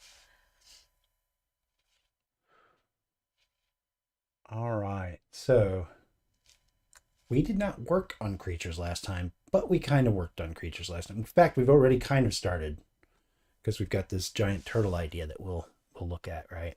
Right. But briefly, I won't go through all of this, but for those who maybe weren't here last Wednesday, what we already have is the Arrow Blink, which is a 23 to 27 inch long flying reptile mixed with a hummingbird mixed with a pterosaur, a chameleon, a parrot, and a quantum entanglement, because he can jump miles ahead and then wait a few seconds and jump miles ahead, and he can do this a lot. So what takes human beings years to do, he can do in just a few weeks. He can travel to the center of the plane, maybe a month, depending on where they started out. And how much he has to avoid. Yeah, and they're parrot-like in that they can take a code word to remember a message and then take another code word on the other end to repeat that message. So they're very useful, like with the placement advisors and of course politicians and stuff like that. And once you become a baron, you can buy one and have it send love letters. Yeah. Do whatever the hell you want because you're rich. So we have our unnamed sort of creature that's like based on the mimic octopus, but is a land creature that we were talking about earlier that fools buyers or can be sold as is because it's trained to do really well at mimicking some creature. We have the Wasp Dragon, which is about 3 times bigger than a wasp. And breathes fire. But it mimics as well. It can make itself look like a wasp, and it does that in order to get into and close to the wasp nest, and will kill and eat the wasps. That's its food source. They also have a working stinger, and they build their own nest that they can that has a shelf in the back. In the front, it looks like a wasp nest, and then in the back there's a shelf that they can climb out and sort of let themselves go to their normal size and rest. We have the Reindar, which we talked about earlier. This is up to 8 stories tall from the ground to the top of a male's antlers. It's a very big herbivore. We have field pups, which are like reptilian dogs that have small packs that farmers will place throughout the fields to help protect the field, especially from other humans. We have watcher dogs, which are, I've actually linked this also in Discord if you want to see kind of what they look like. They don't look exactly like this, but they are pretty similar to that and almost that big as well. But they're like big giant crocodile-like watchdogs. Moments ago, we added the giant turtle, and also I've added something to talk about my mega dire wolf.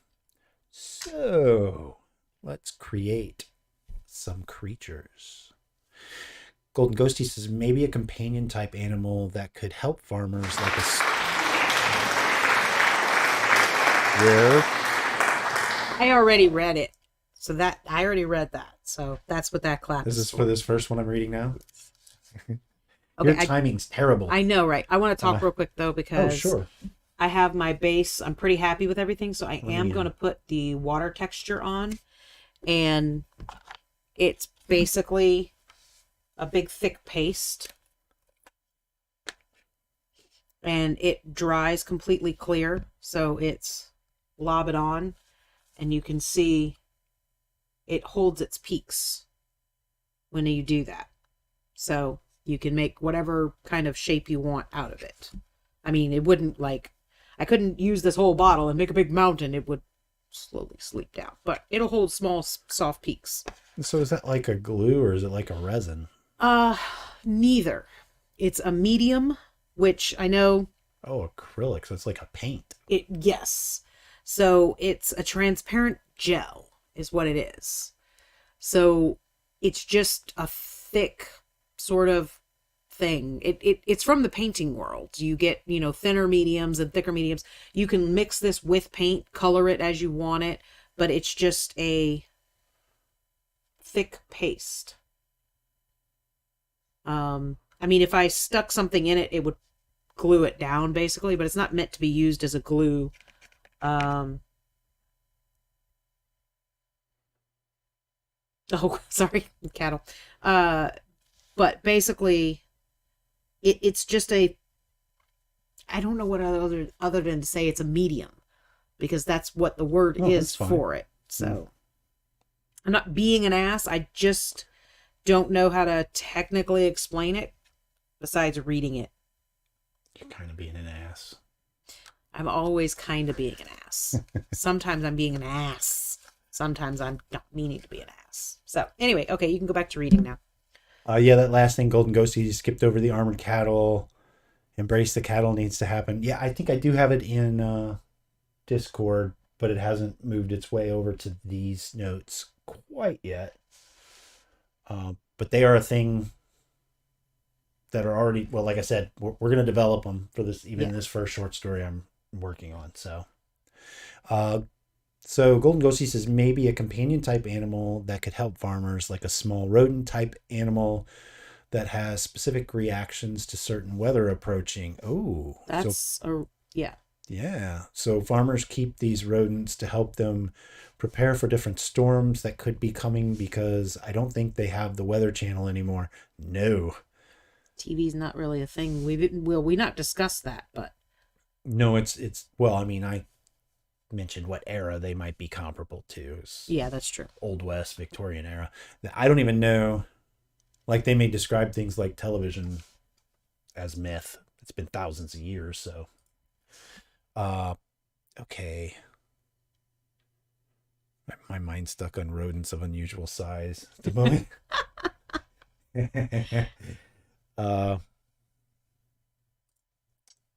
We'll just call them weather rodents.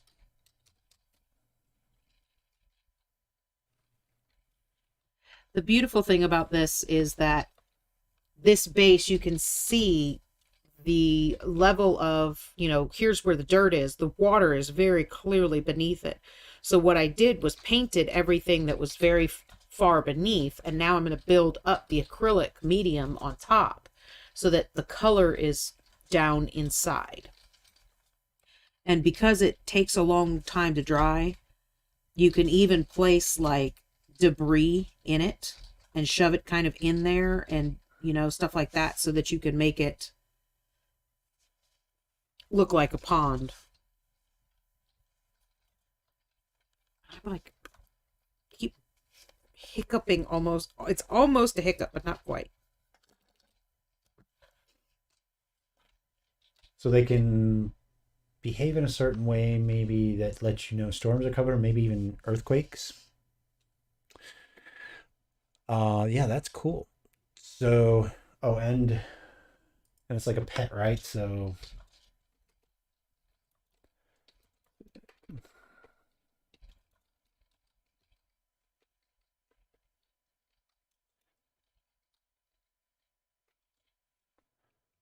we might treat them like a pet, and why not have that thing close at hand all the time? Polytimus says, in real life, fun fact, sometimes those kinds of wasps don't kill the thing that they take over for nesting needs. Nope. They cause it to go crazy and attack anything that approaches it to protect. spawned from the same wasp that laid more eggs. And sometimes they just lay their eggs inside of it as well. Can we move off the bugs now? That's a fair point. No, not necessarily. We'll see where the crowd takes us, right? Somewhere else, please. Let's go back to the... Miss Leo asked, what would the Reindar eat? I will answer that as soon as I add this note. I just want to get off the wasps.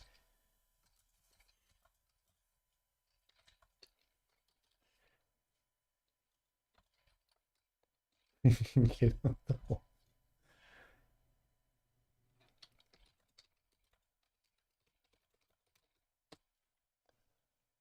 Oakley dokley.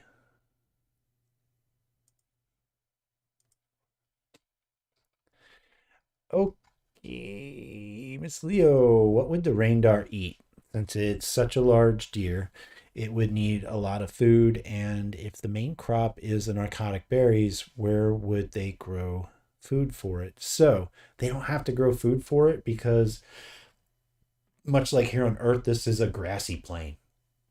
And it's so large that it's, they've got plenty of grass. I also wouldn't say that they're abundant. Like we think about deer herds and stuff on Earth can be fairly abundant, but I think they're maybe more of a loner creature, and they have them and they're young with them for a little while and then split up fairly quickly. And so I think there's probably plenty of grasses on the plain for them to eat.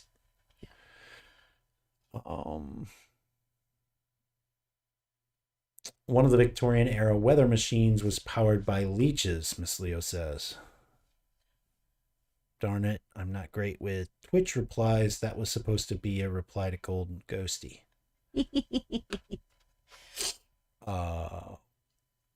Leech powered.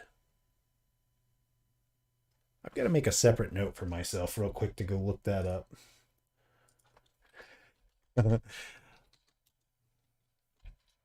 Look up leech weather machine. That's groovy. I do want to point out something else about the water that I'm making right now. It is, this will dry completely clear, so the waves will kind of disappear. So once it's dry and completely set, dry brushing it with a little bit of white brings those waves back out. And these are little ponds, so normally I wouldn't really be doing the waves, but I've got this big giant gorilla, so I'm trying to do the splashy kind of thing. The T-Rex is coming sort of like thing.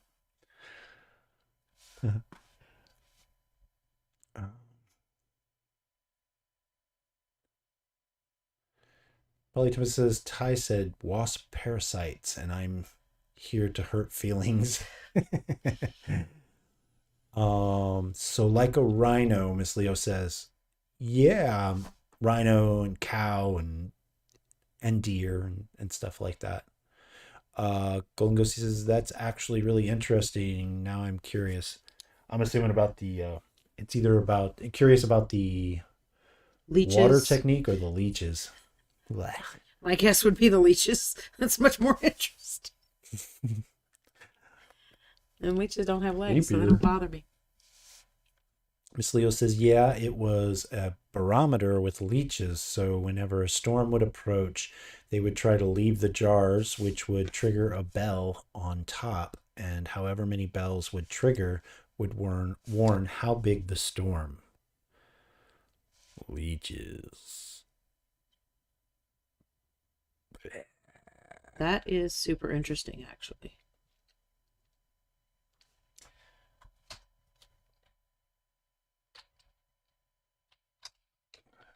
And then Golden Ghosty corrected, I'm going to say our spelling because in my personal note I misspelled it as well. I mean, don't get me wrong, water is awesome, but like leeches, Golden Ghosty said. Yeah. No, I get it. Yeah. Blah. See, that's how I feel about wasps. Leeches don't bother me so much. Ugh, think about a flying leech. If it doesn't have legs, I don't care. if it sucks my blood, I kind of care. That's why I hate mosquitoes. What's the point? What's the point? Well, we needed an animal to pass disease from one creature to another. Yes. Thanks. Reindar has no. What's that? They don't have. We don't. In this new world, there are none. No, what? Mosquitoes? Mosquitoes. No, but I'm adding flying leeches right now. Flying leeches don't have legs, so they still don't bother me. I have a thing about anything crawling on me. It's not okay, and it freaks me the F out. I just don't handle it well. Normally, I would use my clay tools for this as well, guys, so that you don't ruin your brush. Toothpicks work, spoons work, all of that kind of stuff. Just don't use paintbrush, like my stupid ass. Molly Tempest says males actually pollinate fruit, so no fruit for them. Male what? Mosquitoes? Man, I hope you're not going to disrupt my world order. Mosquitoes are like a big point for me that, why are they here? I hate them. Golden Ghost says, I think we need to talk about some kind of spider creature. Well, that's all the time we have for today, guys. Dawn's favorite creature. Want to help us out with that, Dawn? Oh, Golden Ghosty knows you don't like spiders. Oh, I thought that was just happenstance. Well, I just said the thing about the legs, and that's got the most legs, so it's a safe assumption that I've got issues. Does not like spiders. Screeching, calling my name, kind of yuck on that one. So I used to I be. agree. I used to be a home health. No, Okay. God! Yeah. Fuck. No! We're together, Miss Leo. No! No! It says shots fired. Shots fired. So I used to be a home health aide, okay? And I took care of two gentlemen that were both wheelchair bound. One of them was paralyzed from the shoulders down, so really can't defend himself in any kind of way. And there was a very large spider on the wall. And the most I could do was take him outside and throw my shoe at the spider. Because if I got any closer than just throwing my shoe at the wall, it was going to jump on me and eat my face. So him and I then went outside, and we spent like 2 hours outside because no. So I'm going to go against it, though, in this way. Dawn doesn't like little spiders. I don't like big spiders. So we're going to work on something that's like a dire spider. Well, that didn't bother me. Fucker can't sneak up on me or crawl on me. It's just going to step on me and kill me. Well, That's I fine. can't step on it. That's my problem. Let's see. So Bali Tempest did mention earlier, no malaria, but no fruit if no mosquitoes. That is completely fucking disappointing. So This now is I an have to alien. rethink. No, this is an alien world. We don't need spiders. No, I'm not saying we have to have mosquitoes. I'm saying my real life. We I could, hate mosquitoes so much and have always just thought, well, there's no point other than being food for bats or something. But bats could eat something else. the dragon wasps could fertilize fruit. Not fertilize, pollinate. pollinate fruit. Done. Damn it. I was pretty happy in my worldview of mosquitoes being worthless. Well,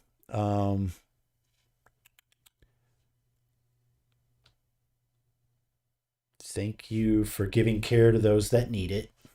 That's to you, Dawn. Golden Ghosty. Oh, so we need big and little spiders. We need both. So that me and Dawn are both freaked out, right? Hey, Golden. Fuck you. Shots fired again. Returning fire. Bali Tippus says wasps are also fruit and flower pollinators, so Dawn hates flowers. Boom. I love anything, like, I love Georgie because she eats bugs. I love frogs because they eat bugs. I love anything that eats bugs. I am a very big fan of reptiles, for sure. So, frogs are awesome. Frogs are life, Bali Tippus says. I actually have, like,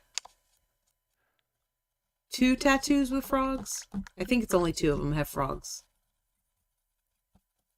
I love frogs.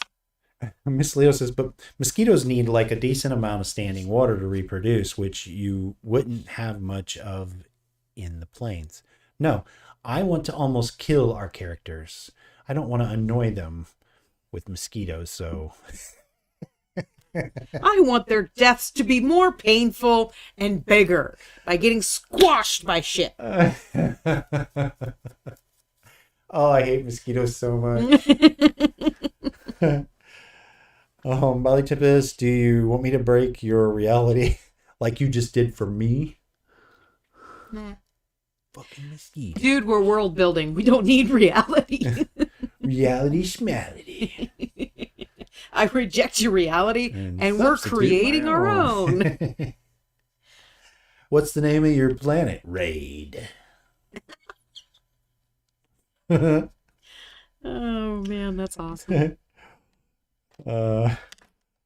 Shit. Derailed. Yeah, Ghosty says, God, I hate when my characters are alive. We gotta kill them. Belly Tempest, I'm just here for chaos now. Yes. Okay. So, dire spiders, they are big, develop. And regular spiders.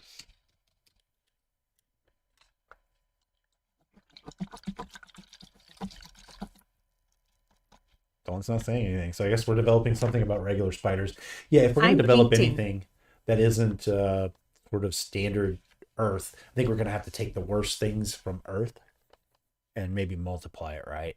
Like Australian spiders that are worse, obviously.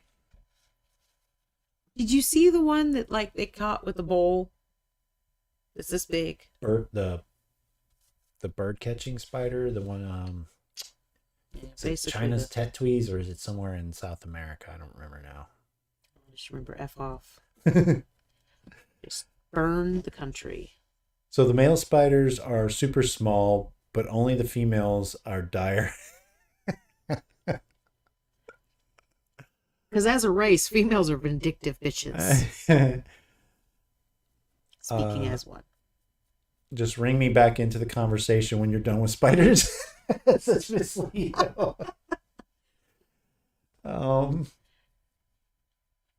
Hey, Miss Leo, it's okay because I can get back at Golden. That was Bali Tempest. Well, I know, but I'm just saying, like in general. I mean, I'm sure Bali Tempest would be happy for you to get back at Golden for that. I don't have a whole lot of ammo to go against Bali, but the next time a certain somebody orders a mini, they may just get something completely fucking different. Golden Ghosty says, I just kind of destroyed everything bringing up spiders.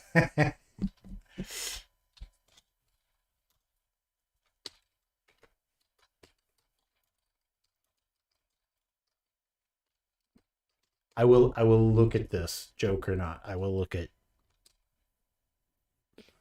it being a male, female thing. Well, I mean, you can definitely put it toward the anglerfish sort of vibe as well. The anglerfish, every one that you see with the little dangly thing, that's a female. Oh. The male doesn't even look like an anglerfish. It's like, so imagine like the anglerfish is this big, which it's not, it's bigger. The male would be this big. They don't even look like the same species. There's a certain term, and probably any of you guys know what that is. Yes, pretty much, Golden, you're going to order the biggest thing that you possibly get, and you're going to get a frog this big. So I'm going to get even with him. No. We don't mess with your orders. Unless it's I do. adding things. But no, so it's a certain... I'm not going to read that. Yeah, it's a certain type of animal couple in the world that it has a biological name, and I can't remember the name of it. But they are so different that they thought they were two different species. That sounds familiar. And the anglerfish is the perfect example of that for me because I remember fishies because I love fishies. But there are other animals that do that they thought they were two different species, but they weren't. So in answer to Ghosty destroying it, Bali Tempest asked, destroyed it or made it better, Golden? Golden says, I'm going to order some massive minis and get its smallest mini. That's what you were just talking about. Yeah. Bali Tempest says, truth is just a small hot dog with sperm in it. Sexual dimorphism. I believe that is correct. Thank you, so. I didn't spell it right. Well, that's okay. Yes. You knew the word. That's I groovy. didn't know the word. I knew there was a word, but I didn't know the word. Golden Ghosty says, see, jokes on her. She already shipped all my orders. Bali Tempest, the attachment coupling term. Might have to look that up. But here's the thing, Golden. You haven't seen the new releases coming from the sculptors next month. Get your pocketbook ready. Just saying. And we might be picking up a new sculptor maybe next month. Potentially next month. And we have a celebrity. Michael Mordor is in the channel. Good evening Michael. from Scotland. Hello, Michael. So if anybody of you guys are wondering how I learned to paint, It's Michael ask him, Mordor. because he just joined. So, I don't know how many people have turned around how many people have joined recently. So briefly, what we're doing, guys, is Dawn is painting, which we do often, right? But what we've added occasionally, I don't know that we're going to change up Tuesdays. I think Tuesdays should stay painting only, but Yeah. on these other days, like if we do this occasionally on Wednesday and on Sunday like this, Dawn will paint for us while we world build on this new world from Crypt Monkey, the plane. And we're crowd forging too, so we want your help. Coming up with, like right now, we're working on creatures for the plane or the world of Cathar. And giant stupid spiders, apparently. I thought it was the little ones that were a problem. Well, we're creating a bunch of spiders, so I just don't give a shit right now. And also I am currently painting a model that was picked by one friend and only using colors picked by my colorblind husband, who doesn't actually know anything about paints either, so double screwed. Let me just turn beard cam off for a moment. There, that's better. It is actually, it's pushing me to paint things differently. And I was going to dry brush him in white and blacks, but I don't actually have a black. So I mixed my black ink in with my brain matter beige, and then also put a little bit of the phantom glow in because screw it, why not? He's already got a purple base coat. And I'm kind of digging it. I'm digging it. You can't tell. I'm still digging it. So Anyway. This is what we're doing occasionally. If you guys get excited, I mean, last Wednesday was a lot of fun. Everybody got involved very well. Again, we have the Discord category with several channels in it. I think we have 6 or 7 channels in there, so that even if we're not on stream and you come up with an idea that you'd like to see potentially worked on in this world, then drop your ideas into Discord and we can all talk about it, and maybe it makes it in a book or the game if we get that far.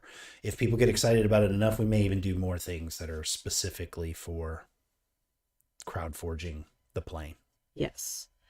And we also will be coming up soon is our 50th show. Yes, the 50th episode of Crypt Monkey Paints is coming up. And I would love to hear what you guys would like to see me do. Yeah, I asked the question in the painting channel on Discord. So if you pop in there and think of something, we would love to hear what kind of, as I put it earlier, what kind of stupid you'd like to see us do. So people are letting the Goblin King, Michael Mordor, know that we're talking about spiders. Ghosty says, I saw a teaser for Lord of the Prince new release, and I'm already I'm already now gonna be spending a lot. I'm only in high school. This hobby is getting too expensive for me. I hear you. Bali Tippis says Golden and Bali's ideas were left out because eight-legged puppy talk. Oh, man. Miss Leo says, I personally appreciate these forging sessions because I'm in a very creative mood, but I have no energy. So this is low energy way to be creative. Yeah, Yeah. you guys don't need to fully develop as it is. There's certain,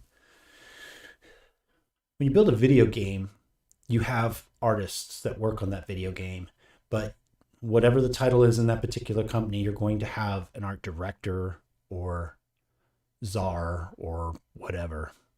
That is not the kind of person that I am because I'm colorblind. But with this kind of thing, there are colors and textures and tones and stuff like that. So I'm quite happy to sort of develop and fill in the blanks of just sparked ideas that you guys want to talk about. And assuming that if you talk about it, that means you actually want to see it implemented too. Kind of makes me excited. Yeah. I saw that one coming. Oh, that was a good one. Been quiet for a while. Hi, Tech Priest. Hello. Okay. So the purple undercoat is actually kind of looking really cool. It's because I chose those colors. I as soon as I saw the purple, I was like, yeah, he's going to have a purple undercoat. It's going to be awesome. Ghosty says, I love to do world building stuff, and to be able to do it with others makes it so much more fun. Yeah. So I just love these types of streams. Yeah. Yeah, I've been wanting to do crowd forging since, and this has been years. I think I mentioned this on the last stream, but the Pathfinder online game, the company that worked on that while they were developing it had a little bit of software backing them. And ever since I saw that, it was kind of like a Reddit where, you upvote and downvote different posts and stuff, but they were a little more, in the same way that I want to make sure that the texture and color of the story is, similar and that these things fit together, how they're portrayed. I think they were really worried about things going off the rails. So it was more of a, this is something we might work on, vote on it. With the occasional, what do you guys want to do for something like this? So, but ever since then, I've wanted to do something where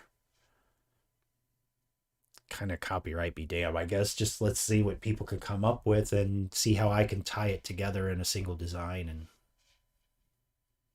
hopefully it works out. If not, I'm blaming you guys.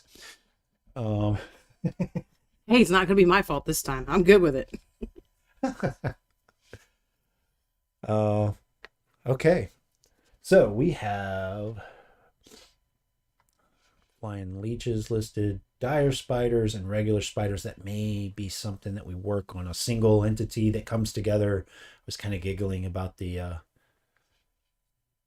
male and female size difference, but now there's a earthly precedence. I'm kind of, maybe this gets developed anyway. See, he poo-poos my ideas, and I'm smart. Don't tell people that. But I have to get him on my side. Well, that's not hard to do. No. I will paint things for you if you like me better than you like him. All right. So,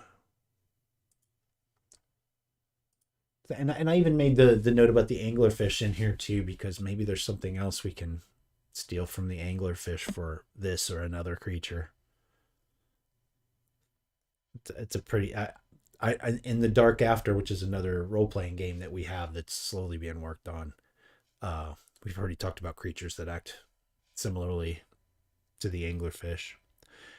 Bali Tempest says, okay, not trying to be mean to Dawn, but if you have dire spiders, dire wasps that are ridden by animal rustlers and raiders, and the wasps attack the spiders like on Earth. Oh, those things, the what are they called? Not spider killing. I don't know. Those things are big though, and that's terrifying watching them dive in on the spider. It just really seemed like much the spider can do about it. Blah.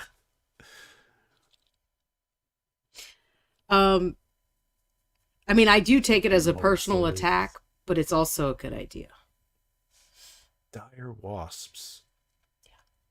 Well, I mean, the reality of it is this place is so much larger that it would have these enormous creatures.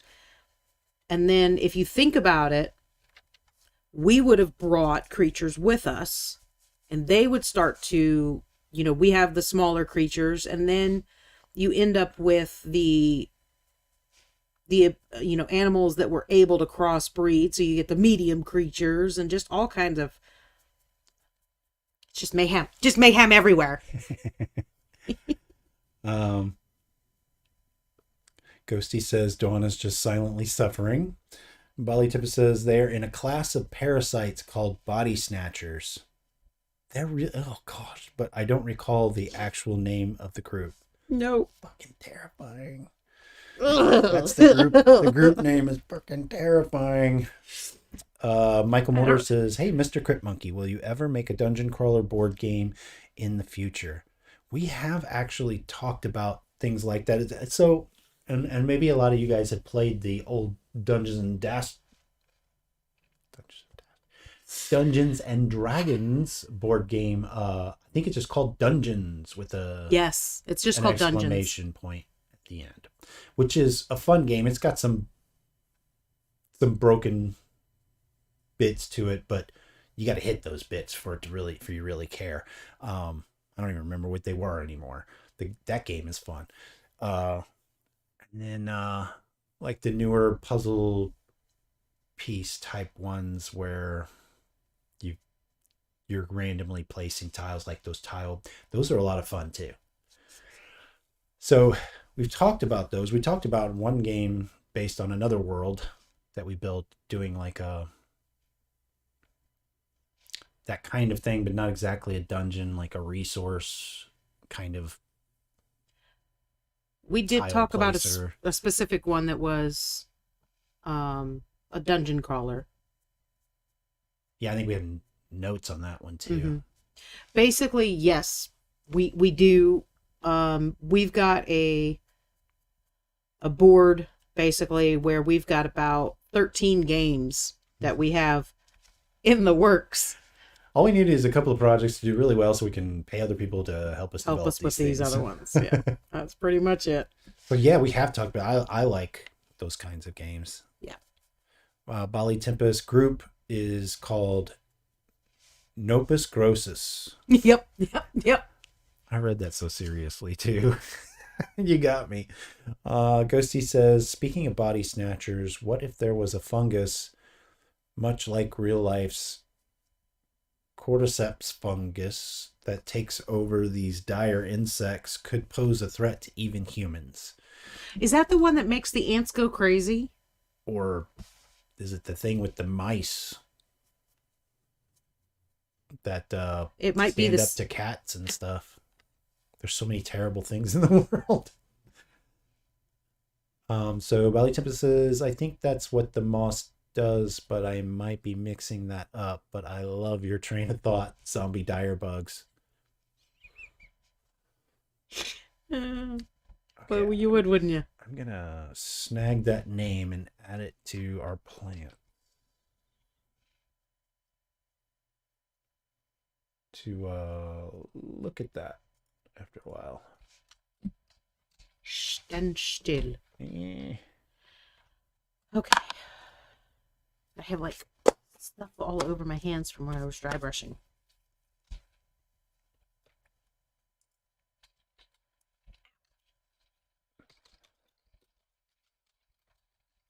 Look at something like this. In fact, are already scary creatures. When my paint gets jammed up. Where are we at? I'm mixing my gray with my red. switch back there while I'm resetting myself. Ghosty says, how scary would that be? Absolutely. That's terrifying. Miss Leo says it's the ants go crazy one. Hey, when I was a little kid, that scared me. And knowing that it was, I think that film was filmed in the state of Louisiana, the giant ants one from the end of the 70s. Land of the Empire of the Giants or something like that. I don't remember now. But I think it was filmed on an island off of the coast of Louisiana, maybe. I'm not sure. It's been so long since I even... I have no idea, sweetheart. Well, the movie was made before you were born, I think. But... I'm sorry, I just read that last comment. It's the zombie ants, Ghosty says. I thought you were going to type out, how could something like this happen to me? Says Bali Timpus. Well, you were close. That's what I was thinking. Bali Timpus says, your dry brush skills are goddess-like. I'm jelly. That is because I have watched time and time years of worth of Michael Mordor dry brushing. You tend to pick up a thing or two. Yeah, down on our panels, we have Michael linked for his Twitch channel as well, because he is Dawn's mentor.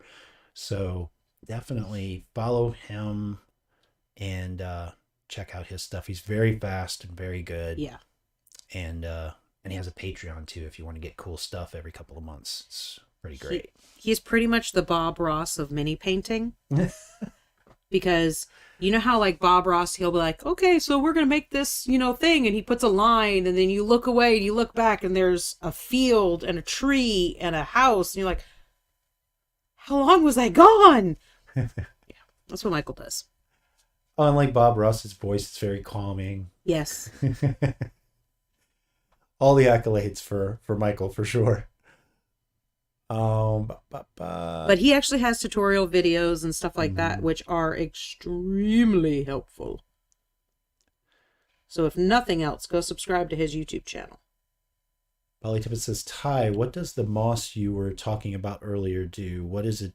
What is different? And I'm just mixing that up with the fungus Golden is talking about. So I that might be the one that Golden's talking about. Last time we talked about, and I think we did say fungus then. Yeah, I do believe we were referring to it as a fungus, but so that it releases those spores up, and it's sort of natural order of things is that it releases them up once a year in a large event to explode in the atmosphere, so that the flying creatures which just remain up there. Yeah, they don't actually land ever unless they die. Right. So that it kills them so that they fall to the surface of Cathar, and then, more of that plant grows out of it. I'm using it as like the moss like you find in the forest, because it's the kind of thing that's like a carpet, so it'll be readily easy for them to sort of cut out squares of it and make stacks of it, and then place it around their home and around the field, so that when these 100-year swarm events occur with the death locust, that the moss recognizes that the swarm is occurring, and it will release it, and their pods will explode in the swarm to try and protect the moss itself, right? But obviously the farmers can use that to protect the agdal, because the locusts will eat the agdal, and also to kind of put it around the house so that there's maybe fewer swarming around their landship. And maybe it's just pretty too. The moss is just pretty. Oh, so maybe you just want to plant it because you think it's pretty. Yeah, maybe. Never underestimate the power of a pretty plant. Yeah. You're welcome, Michael. You deserve it. Okay. I'm not fully reading, so sorry. Yeah, I gotta catch up. So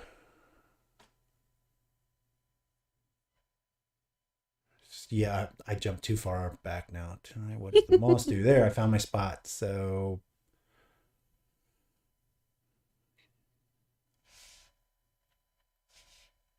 Polytimus says, K, I just have moss spores on the brain. Never mind. Gotcha. Sunburin says, or medicinal.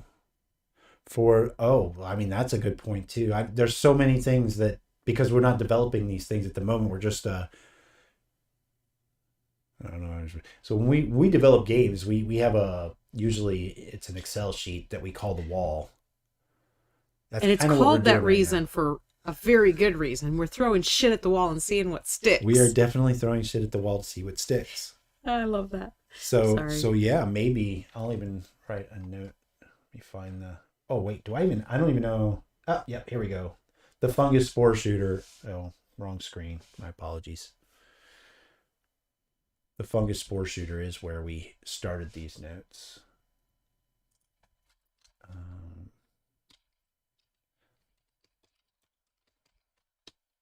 So maybe we can develop something there as well. And maybe that would be, we talked about maybe a more tribal or nomadic group. Yeah, I mean, They might be the people who would really know how to use it for that purpose, huh? Yeah, maybe it's one of those things people just like making a tea out of it as well.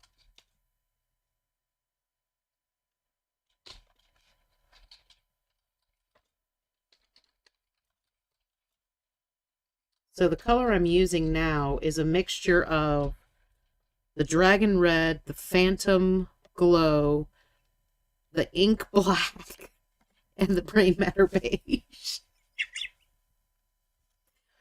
Oh, I love my husband. I don't know. I love my husband. I just picked the love my color. husband. Honestly, didn't even realize I was grabbing an ink. I kind of know what that is. Did you realize you were grabbing two metallics?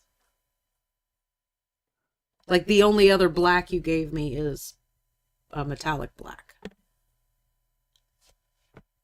No. No, I did not know that. You are so cute. You're so cute. Oh, I mean, thank you. Okay. Gotta catch up again here. Medicinal. So Polytimus says moss has water bears, so I do love me moss. Water bears are pretty cool. That's not their actual name though, is it? Isn't it something else though? Isn't that is the guys with the little legs and they can survive even in space? And I may be confusing that with something else. I don't know the name of those, so that could be tardigrade. Tardigrade. That's what I'm thinking. That's So what that's you the were other thinking name for about. water bears, right? My favorite animal. It's a good animal. Those things are awesome. and eternal. Can't kill that. There's some disagreement on whether or not the experiment was done correctly, but they did some quantum physics experiment on tardigrades in the last couple of years. Okay, I gotta That hold was this at a dimensional, I think. really stupid angle so I can get these gaps. So sorry if I'm like massively off camera, but I've got to get in his fist. I can't even figure out the angle for you to see that. See the white in there? Let me switch over to. See the white way down in there? I've got to get that. So I can't really hold it at an angle you can see it and I can see it, but I'm painting the palm of his hand. Because everybody gives a shit.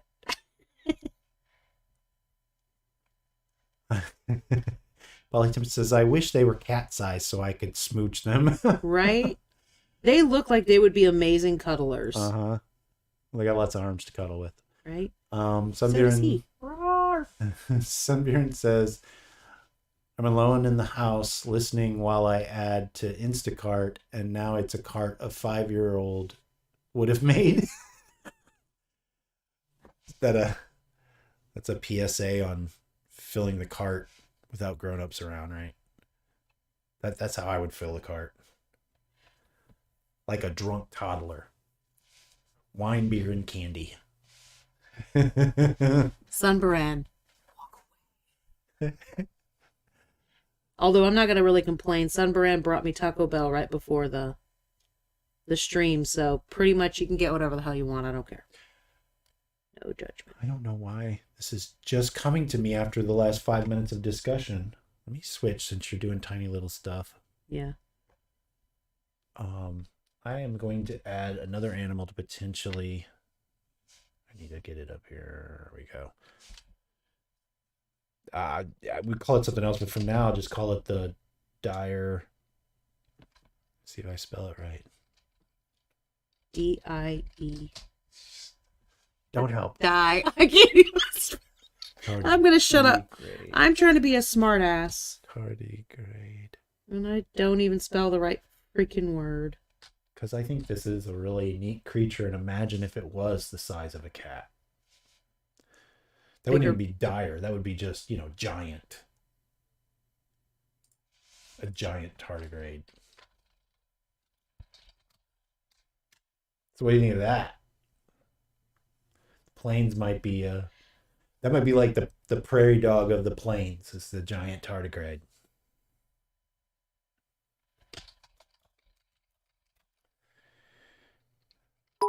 Oh, shit. It's Sunbaron. Thank you so much for the 600 bits. That's freaking awesome. Thank you, Sunbaran, but I just had have a heart attack while I'm trying to paint above an eyeball. It's worth it. Yeah. For all of us. Maybe not you, but for all of us. It's worth it to me, too. Bolly Tempest says the mini looks soft. Let me go back over here. It's not soft. It's bitey. The mini looks soft, but I know from Dawn's owls he is not. No, he is not. Question for Dawn: do you use the water medium stuff to form ripples too, or do you use? Oops, I got lost. Do you use another method? Technically, this is the first time I've used it. Normally, what I was doing was I would put down a clear coat, a thin coat of resin to give me that bump up of like I want off the color, and then I would use acrylic medium, which is not the same as this, which I just realized my lid's not all the way on, to do the ripples with. So and then I found this on Amazon and I love it. It's amazing. And this, I mean, you can see how big this bottle is. It's freaking huge, and it was not that expensive. But the acrylic medium does a really good job of it. But what you have to do with the acrylic medium is lay it out there and then let it get to the right consistency before you can push it and it would hold. This, I was able to make my ripples pretty much instantly, and now I'm just waiting for it to dry. So because I can do a thick layer, this is going to give me that smooth water area. This is going to give me all the messed up water area. So it kind of does the job of both. I also did pick up a water thing from Vallejo as well, but it's like a pour, and it just goes out and goes smooth really, really quickly as well. So I bought those intending to use them on top of each other instead of my resin and my acrylic medium, because they were both cheaper options and less smelly options too. And I don't burn my fingers. But this stuff, this is the first time I've actually used it on a base, and it works really, really well. So that will be my new, this is how I make water ripples. Golden Ghosty says, Dawn, that wasn't even supposed to scare you, talking about the bits that came in. It's just a loud noise when I'm concentrating. I need to turn that up. Shut up, ass. The Marin says, need more fuzzy creatures on the world. Yeah. Yes. We don't have we don't have very many actually like fluffy creatures. And Bali Tempest says, nice note taken about the mediums. I'm really curious, and maybe the Goblin King can let you know after the stream what he thinks of the madness that we're performing at the moment with the we're multitasking, that's for sure.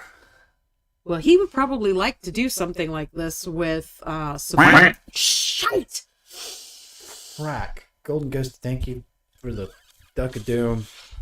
Anyway, Michael, I'm not cleaning that up. That's all I'm saying. specifically, one of the great things about this is, your streams are fairly quick because you're really fast at painting. I'm not. I'm definitely a slower painter, but that means that eventually I get to a point where I've said everything I had to say. And now I'm like, okay, somebody ask me something because I don't know what else to say. Some of my projects will go for multiple streams as well. So having this happen while I'm painting, I can answer paint questions, but it takes all the pressure off of me to keep talking. Because I don't wanna. Like, I like it when I have something to say or somebody asks a really good question and I've got plenty to say on the subject, but sometimes I'm just like,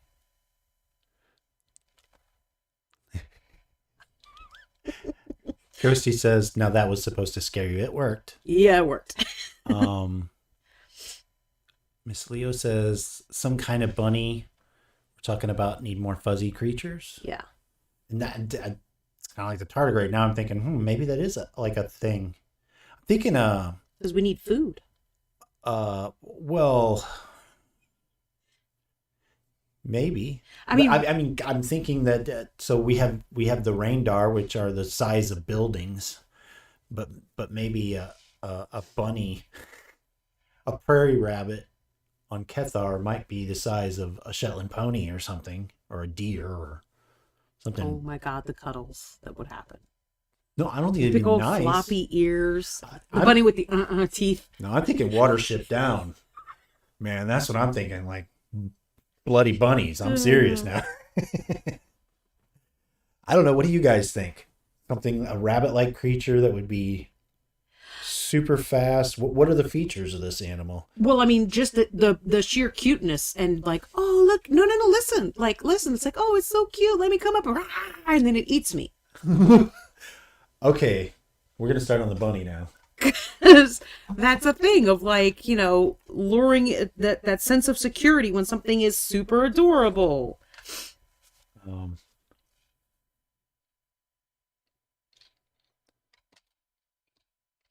Plains rabbit.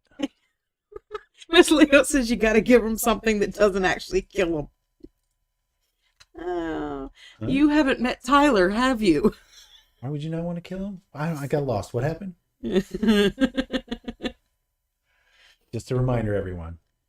I'm a horror person. Pretty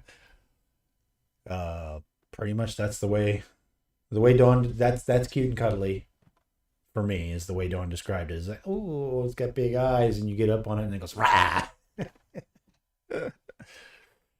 Plains rabbit. So okay, I'm gonna catch up before I kind of jumped ahead there. Let's see.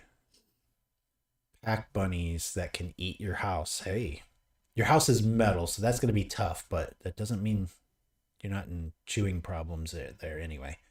Michael says, remember, I have been painting minis for 30 plus years. You will get faster in time too. In 30 plus years, I'm going to be old and decrepit and not be able to paint anymore. Started a little late. I only started like 6 years ago. Miss Leo says, okay, you got to have something that doesn't automatically kill you. Well, I mean, I think that's true of all these things, that people on the plains have to figure out ways of surviving this extreme environment that looks like the sort of gentle sloping picture behind me, but isn't.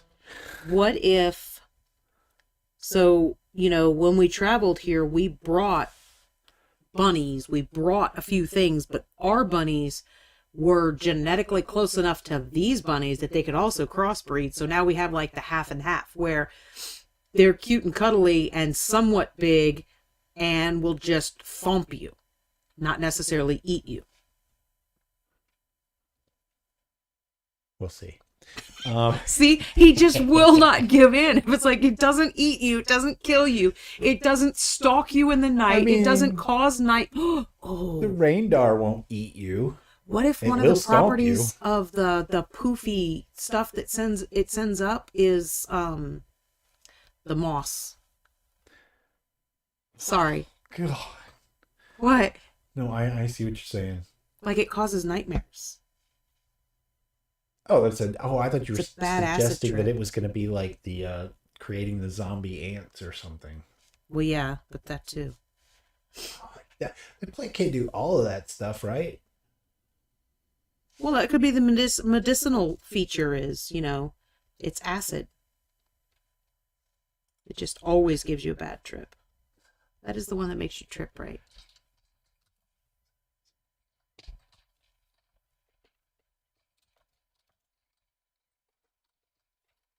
Oh, Sunbrand, I love that one. Hold on, I gotta catch up I know, that's why I just said I love that in one. chat. Because I just got into one I was giggling about. Yes. Okay. Bali Tempest says, "Oh my God, the minor PSD I have when you said Watership Down. Not trying to be funny. That movie messed me up. I also find that movie defining. I wasn't. It's not to say that I wasn't scared. It was one of the movies where I actually learned as a young kid that I liked being scared. Whereas me, when I get scared as a grown-ass woman, I still sleep with the lights on. Yeah. Golden Ghosty Killer Bunny from Monty Python. Yes. Yeah, that's the Big pointy teeth. Samir says size of a kangaroo, but is a pack animal and can break down your home in an attack.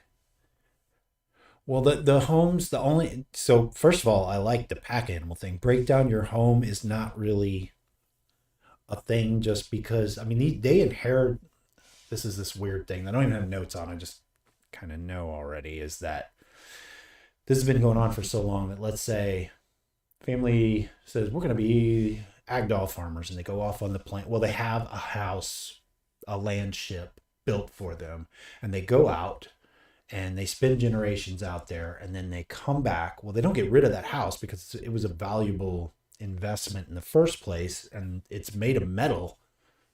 So a couple of generations go by, and maybe they've used up that wealth, and they say, you know what, we've got this house we own, this land ship, we can go back out again and start this whole adventure again. So they're built pretty sturdy and used over long periods of times. I see them kind of editing the homes and updating them and things like, maybe it started out as a single story and it becomes a 2-story later on or something like that. So while you can't break them down, I do still like the idea of that. See, this brings me on the side of, okay, maybe they don't eat people because you can domesticate them into being pack animals. Like that would be interesting. But maybe they could still eat people too. It just occurred to me. Well, no, I'm just saying. You can if say you that don't behave wolves, yourself, I'm going to let them eat you. That's what the moms tell all the kids. you can say wolves are kind of domesticatable, but They'll still eat but they you. can still revert, right? They're not dogs, so maybe that's what these prairie jackrabbit guys are like. Jackalope. So we're making a note on it anyway. Could be.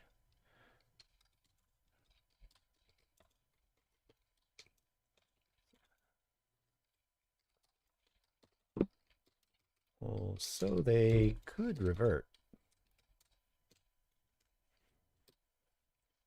I'm kind of digging that part of it. Like, there's still maybe a dangerous animal. They may even be like another kind of watchdog thing for you or something because they're domesticatable in that way.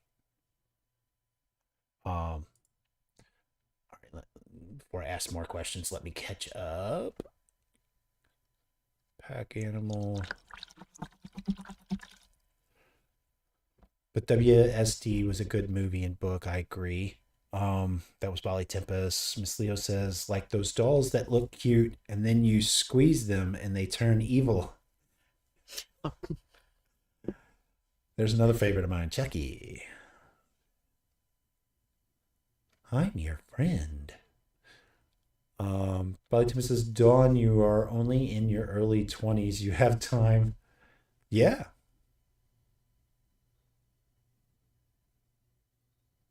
No. Doesn't that kind of make me a perv, though? Because we've been married for 22 years, going on 23 years. No, Yeah. I want to agree with it, but no. Well, No. my oldest kid is 22. I'm not that much of a perv. All right. Where are you? Oh, there we go. So Miss Leo says, "Oh, Dawn is going to love you" when she reads that. Yeah. No, I actually don't like being young. I like my age. I like getting older. I'm odd that way, I guess. But it's like the older I get, the more knowledge I get, the more life experience I have. And just in general, I like aging. She gets knowledge. I get gray beard. I can't wait to get gray hair because this shit is dark as hell. It is impossible to color. So as soon as it goes white, I actually just kind of want to rock the white hair. But beyond that, it's going to be so much fucking fun. Okay, now she's going to love you. Molly Tips says, wait, is she not? Nope. I know we act like we're two, but we're not. Till the day I friggin' die. Let's see. So Sunbjorn says, or how about an animal that sheds like a snake, but has a furry pelt? That's the one that I read. There was like, yes! That is fucking groovy. I'm sorry. That is really... I don't need a shape for it or anything yet. Let's just see. Furry... It's a ferret. It's a furry snake. Shedder. No, I will have nightmares about this, and it will be part of the world. That nightmares for me are like usually pretty good. As long as they're not about real stuff. I like my nightmares. Let's see. And everybody right now is going, what the fuck is wrong with him? Lots, people. Lots. Oh, and talking about the dry brushing, I'm going to go back to that for a second. That's another Michael Mordor tip. Makeup brushes, guys. Make the best dry brusher. So, Ghosty says he had such big problems with the cattle, it just because it doesn't kill people. No, I had the couple of problems I had was we don't want it to be too simple for the people. Otherwise, everybody would be on the friggin' plane instead of back home using the narcotic it produces. But also because of other problems, I mean, that I'm coming up for solves with. Like, one thing I thought was, if they have cattle, they couldn't have too many, because what are they going to do with it if all the bad things, most of the bad things come out at night, right? Well, one of the solves I think I have for that is that they will be corralled, and it's not perfect, but they'll be corralled in the Agdal field, which is repelling things like Reindars and surrounded by things like patches of the moss, the berry cousins plant. So there's the pea protection. shooters. Yeah, the pea shooters. It's got things out there that kind of help them, and then like we talked about last Wednesday, maybe they're a little more hardy, right? So I'm sold on those. But yes, I was a little resistant because I wasn't seeing the full picture, I guess is what it was. Oh,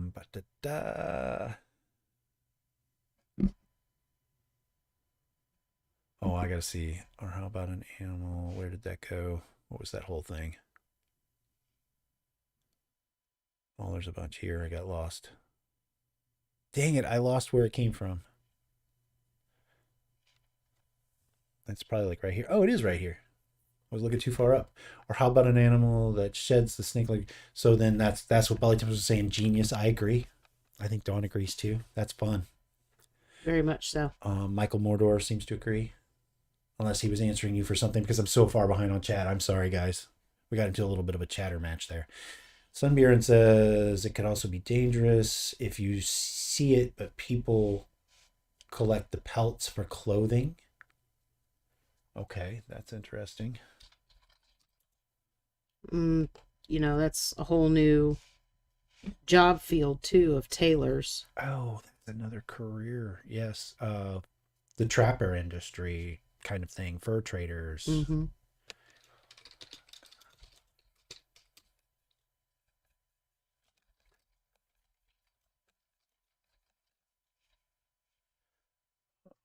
Careers, I think, are above me. I don't see anything up there. Funny. Said it. I'm not very funny, guys.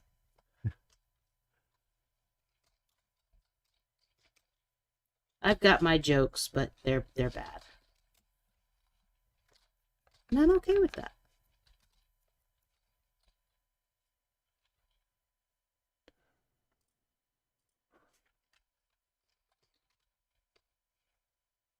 Groovy. So this animal also gave us another career.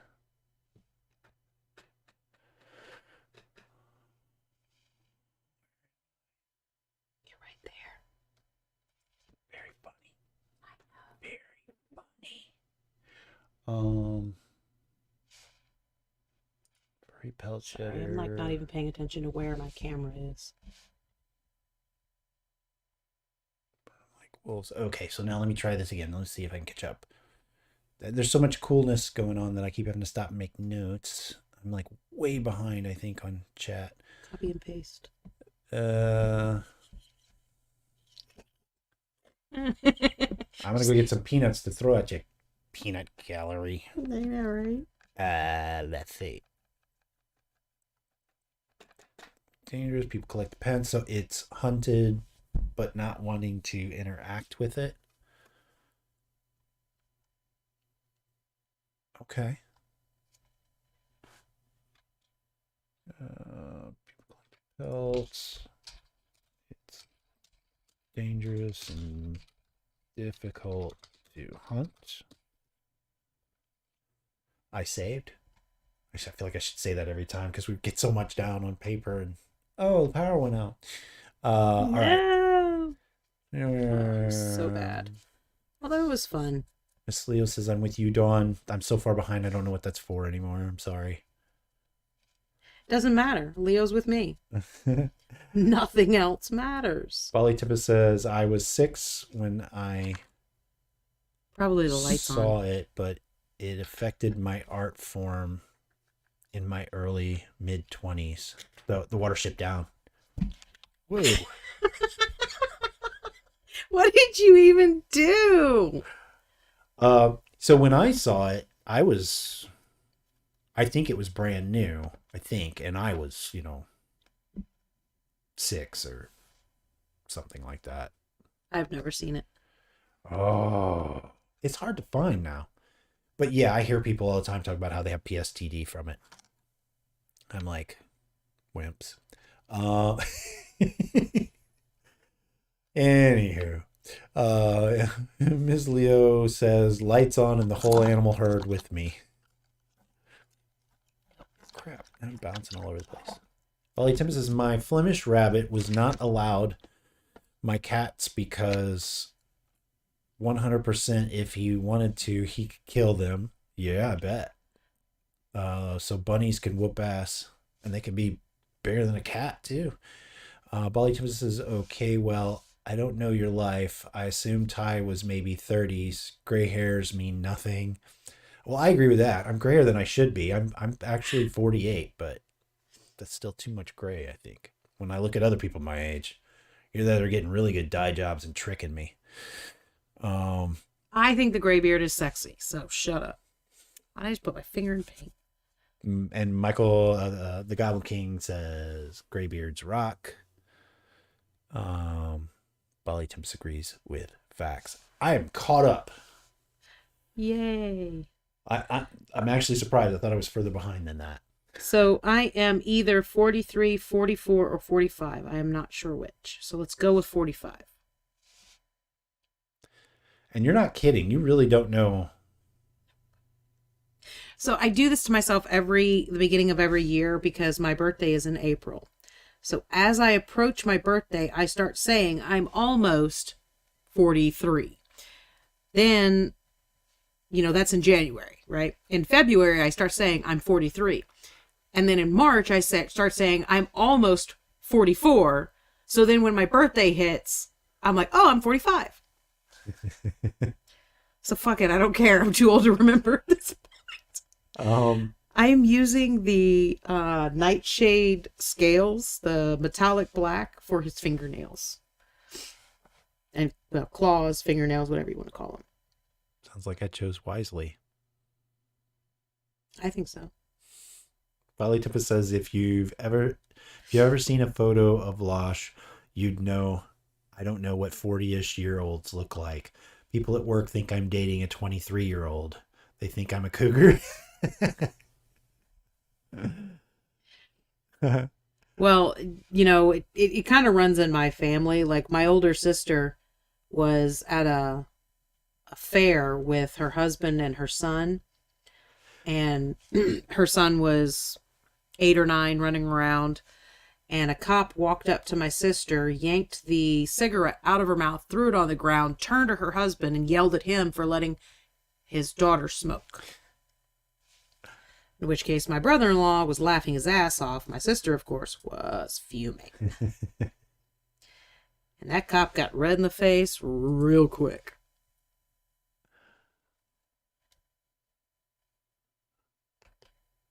All right. You all caught up? I am caught up. And tonight, and I think part of the problem last Wednesday was I went through that, an hour and 10 minutes probably of just explaining what we were doing. Well, yeah, but I mean, we had to give everyone a very clear... Yeah. And I will, so I've decided I will get something on cryptmonkey.net too to help people kind of get a baseline. But that's not going to be until after we get Gamers in the Unknown streaming again. Yeah. Because it takes time to get it out on our cryptmonkey.net site, and I don't really have that time. It was easy to put the Discord stuff together. Yeah. I can be a little more messy there. Fingernails. Sorry. I like a lot of the stuff that has come out of the night so far. Does anybody else have any? Oh, wait. Speaking of Losh, got to eat food. Thank you for sharing your art, lurking, and catch the stream later. Yeah, thank you for hanging out, Polytip. Yeah. Thanks. So does anybody... Here's the thing, too, is if you come up with things later, obviously, when we're doing this on the stream, we want to try to focus on a subject, an area of content, right? But you wake up in the middle of the night and say, you know what Ty and Dawn should develop? It's this, then jump on Discord and Jackasses gave me a nightmare. I must share. And then just go to the plain CrowdForge category, and like I said at the beginning of the stream, if you don't see a category that matches, that's why we've got that Cathar General. Yeah. And that could be for anything in Cathar, even if it isn't directly related on Cathar, even if it isn't directly related to the plane. But yeah, I mean, that's hopefully people will take advantage of that too. We're gonna make his nipples black and shiny too. Just like mine. I tell you, if you stop yanking on them, they'll stop turning that color. All right, you took it too far. 20-something years with you, that's what happens.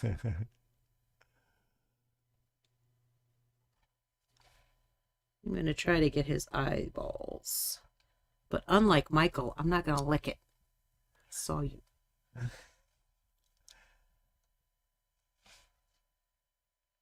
I know you must be talking about the brush, but you just said eyeball, so... Yes, he has a tendency to lick eyeballs.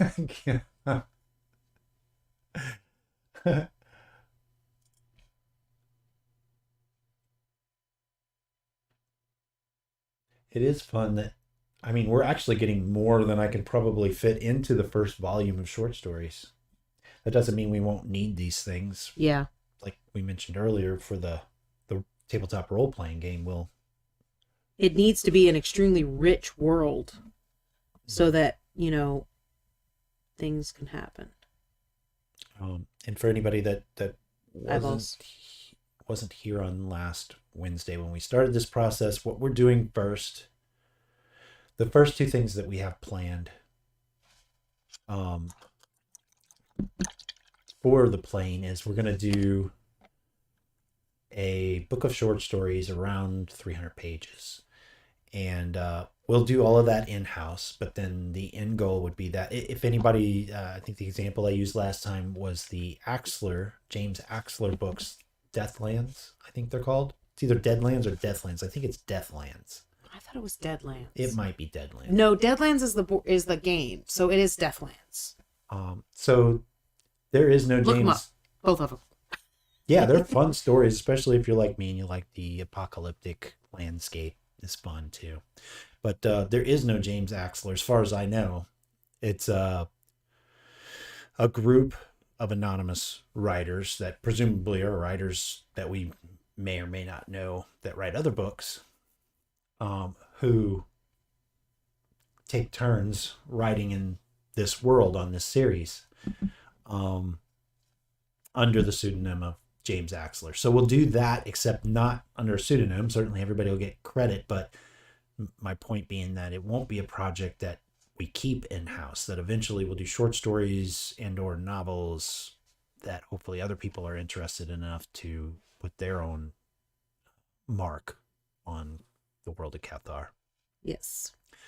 The second thing, I know it sounded like two things because it was two things, but the second thing that we're going to do more immediately is putting some open system. It won't be our burst game system for role playing.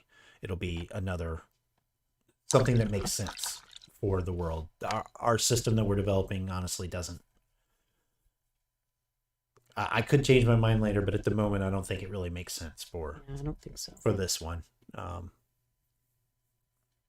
So, and there's a little. I'm excited enough about it that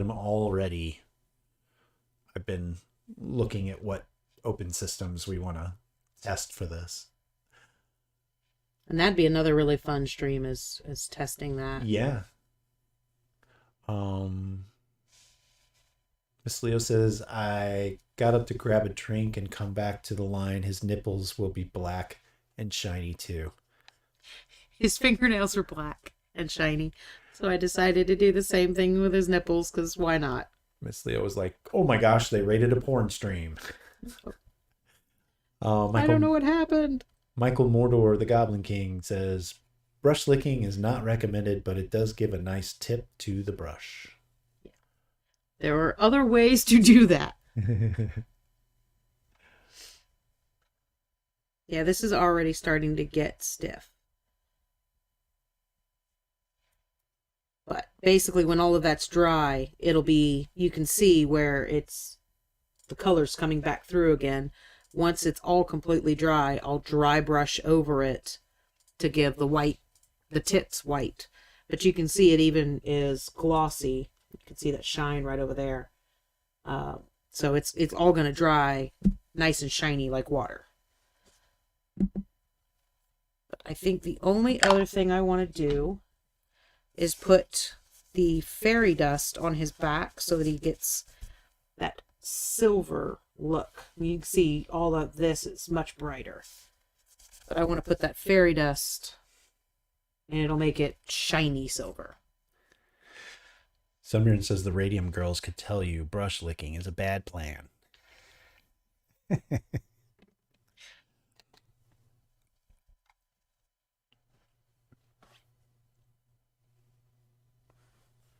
Basically, fairy dust is just to make anything shiny. It has kind of like almost like a pearl look to it.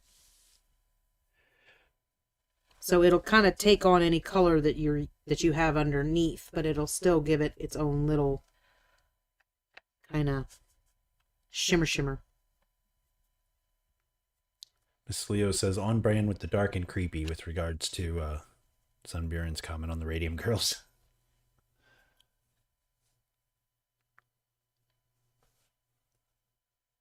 Flying leeches. That keeps catching my eye every time I look back over at my notes. Flying leeches. That's not my favorite thing, which means it'll probably be a great element. I like horror, but that's messed up, man. I mean, essentially that's what mosquitoes are, right? Yeah.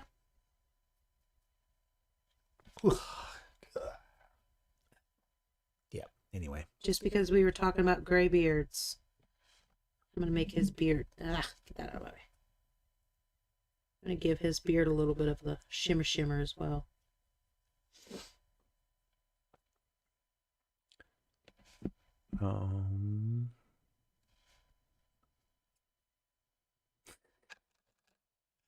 So this says, I did not mean to spawn that with the leech barometer.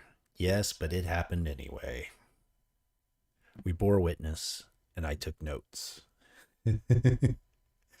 Sunburen, is this a high acid environment in the world? I don't know. Are you talking about like the soil composition? Or are you talking about people getting high on acid?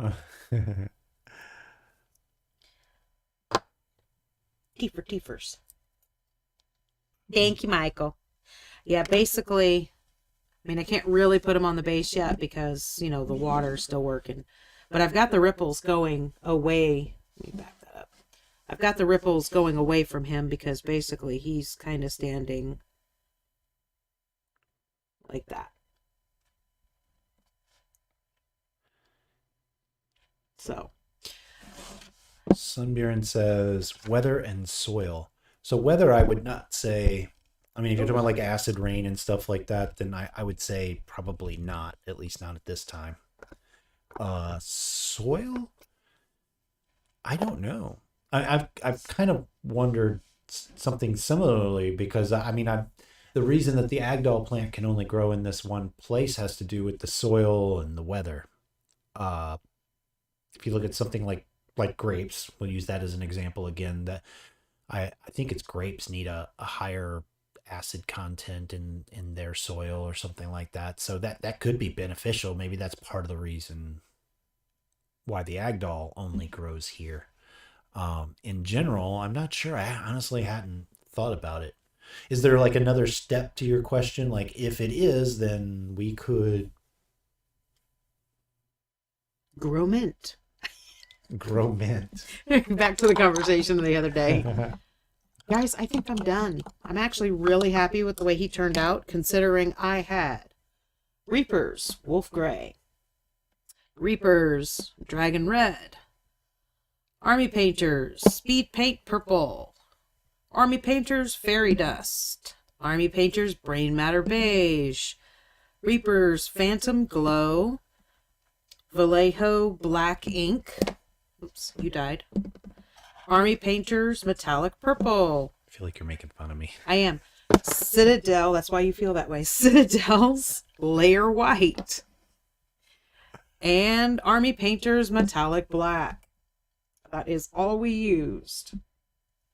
I love it. And I don't know why you're making fun of me. I think, does it not look, to me, it looks good. And that happens sometimes. Dawn doesn't even remember. Our first date out, she was relentlessly making fun of me because I thought I had this shirt that looked great. And she said it was the color of split pea soup. I don't even remember. It was green. I knew it was green, but I thought it was like a nice green. So much about his color choices that I don't even remember. Does it not look good though? The Girallon? No, it does. I'm very happy with it. Oh, okay. Well, quit making fun of me then. I'm not making fun of you. I'm talking about how bad your choices were, and I still managed to make it work. And yes, Michael, I bought the smaller set of speed paints, and I'm pretty sure I convinced Michelle or Gareth? No, it's MS Michelle. Michelle. Oh, Michelle. To buy the bigger set. But that is actually what I did his undercoat with, is he was painted all white, and then I put the speed paint purple all over him. So that's all those dark tones underneath are really the different purples from this guy. I think he looks like a Crypt monkey. He That's what I does. think. He's awesome. He looks badass. Look, I can gather the paints. So let me catch up on chat and then catch up on some announcements, and then Then we'll have we can finish up. we can go do dinner. Yeah. Okay. I'm gonna sit here and clean my brushes. Speed paint. Somewhere it says if it is, as in if it is like an acid environment, Sorry, It isn't- I'm reading ahead. then could a storm cause issue with housing, or is there any special apparel needed for the environment? You know, I hadn't thought about it. That could be a thing where they require some sort of upkeep or something. Since their houses are metal, they need some kind of upkeep, I would imagine, just for general ferrous erosion or whatever, right? Yeah. Or non-ferrous erosion, rather. I don't know. Let me think Well- on that one for the storms. Although an acid rainstorm, that's always fun in a story, right? Where people have to run and get inside before they start burning. I actually have an idea for that, so we'll come back to that in a few. Okay. I'll let you continue. Suggesting metric ton of paints on Baroness. And that's funny because I don't even imagine any paint. I imagine some other, like they're just big, slightly rusty black metal boxes at the moment. But you got to imagine people are going to want to express themselves in a place that's fairly plain and not I would imagine that's altering, one of the not things varying that much. that the teenagers are going to want to do is start, tagging the house because they're bored when they're not busy. Some says looks like a silverback gorilla Yep. with extra arms.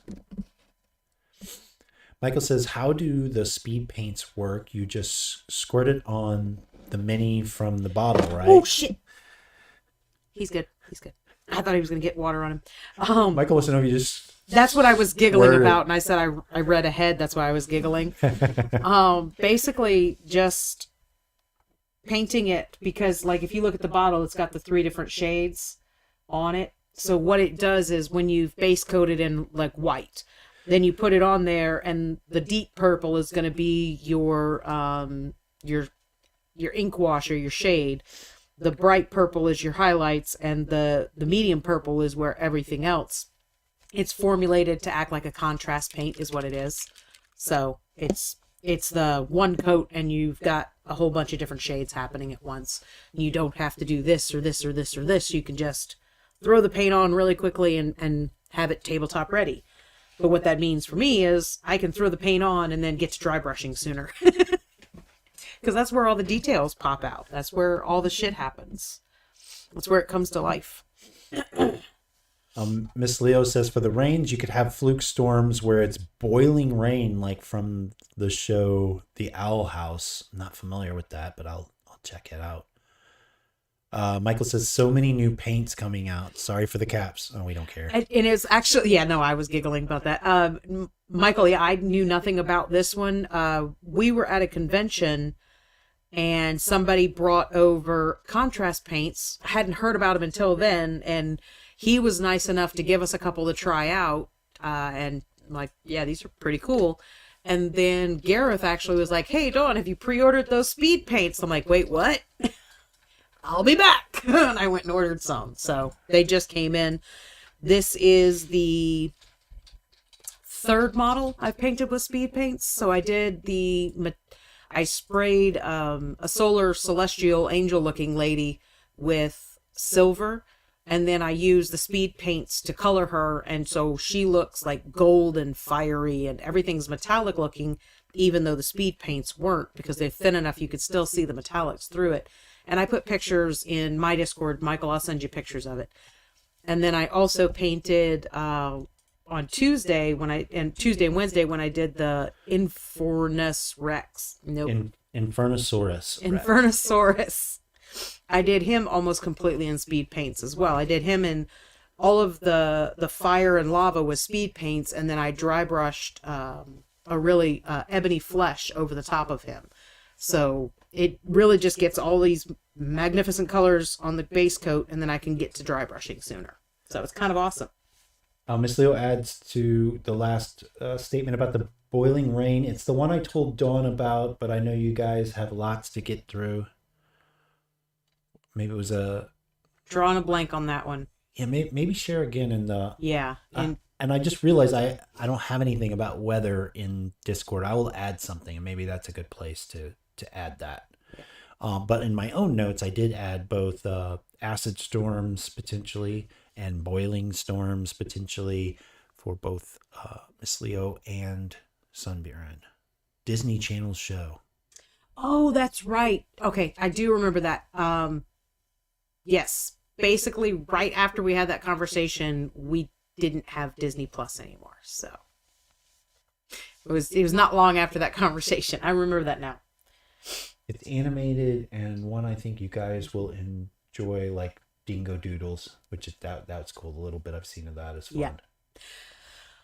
Okay, so I have officially done my job and paid for losing the paint battle.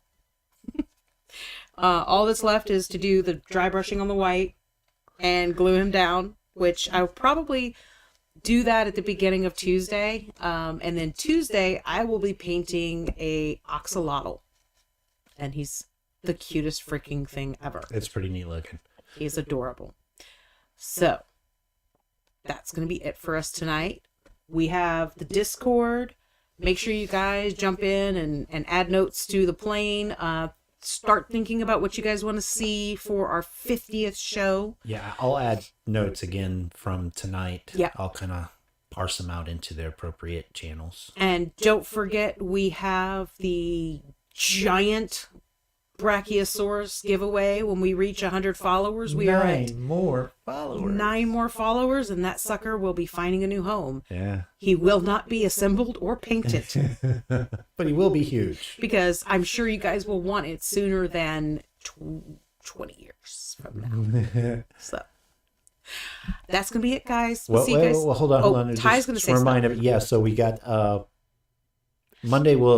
There won't be get to on Monday again because I'm still, but I am thinking I'm towards the end of the project. So fingers crossed that next Monday, if Jake and I can both have time to get research done and stuff like that, then Gamers in the Unknown may be back on the Gamers in the Unknown channel, not on this channel. Yep. Good night, Ghosty. Thanks for hanging out. Night, Ghosty. Then this coming Tuesday, though, Dawn will be back painting something. The axolotl, axolotl. From the Green Tide collection from Lord of the Prince. Yeah. He's a little crab. And I printed extra ones. So that's going to be cool. So that would be 6:30 U.S. Central Time. Yes. And then on Wednesday, we'll be on it. Night, Michael. Night, Michael. Thanks for hanging out. And then on Wednesday, we'll be back again at 6 p.m. U.S. Central Time. Either Dawn and I doing this hybrid thing or Cora back at the mini tavern crafting build. One of those things. Yeah. And if I finish the axolotl on Tuesday night, I'll probably be painting the goblin bust that I am dying to paint. Because it's freaking awesome. Yeah. So, and like Dawn said, be sure to check out the Discord if you want to throw in your ideas there. We are looking for them. And even if you don't see them in our content immediately, that doesn't mean that it's not going to get developed. We can't develop everything, obviously, but we're going to develop everything we can that makes sense for this world of Cathar. Night, guys. Bye, folks.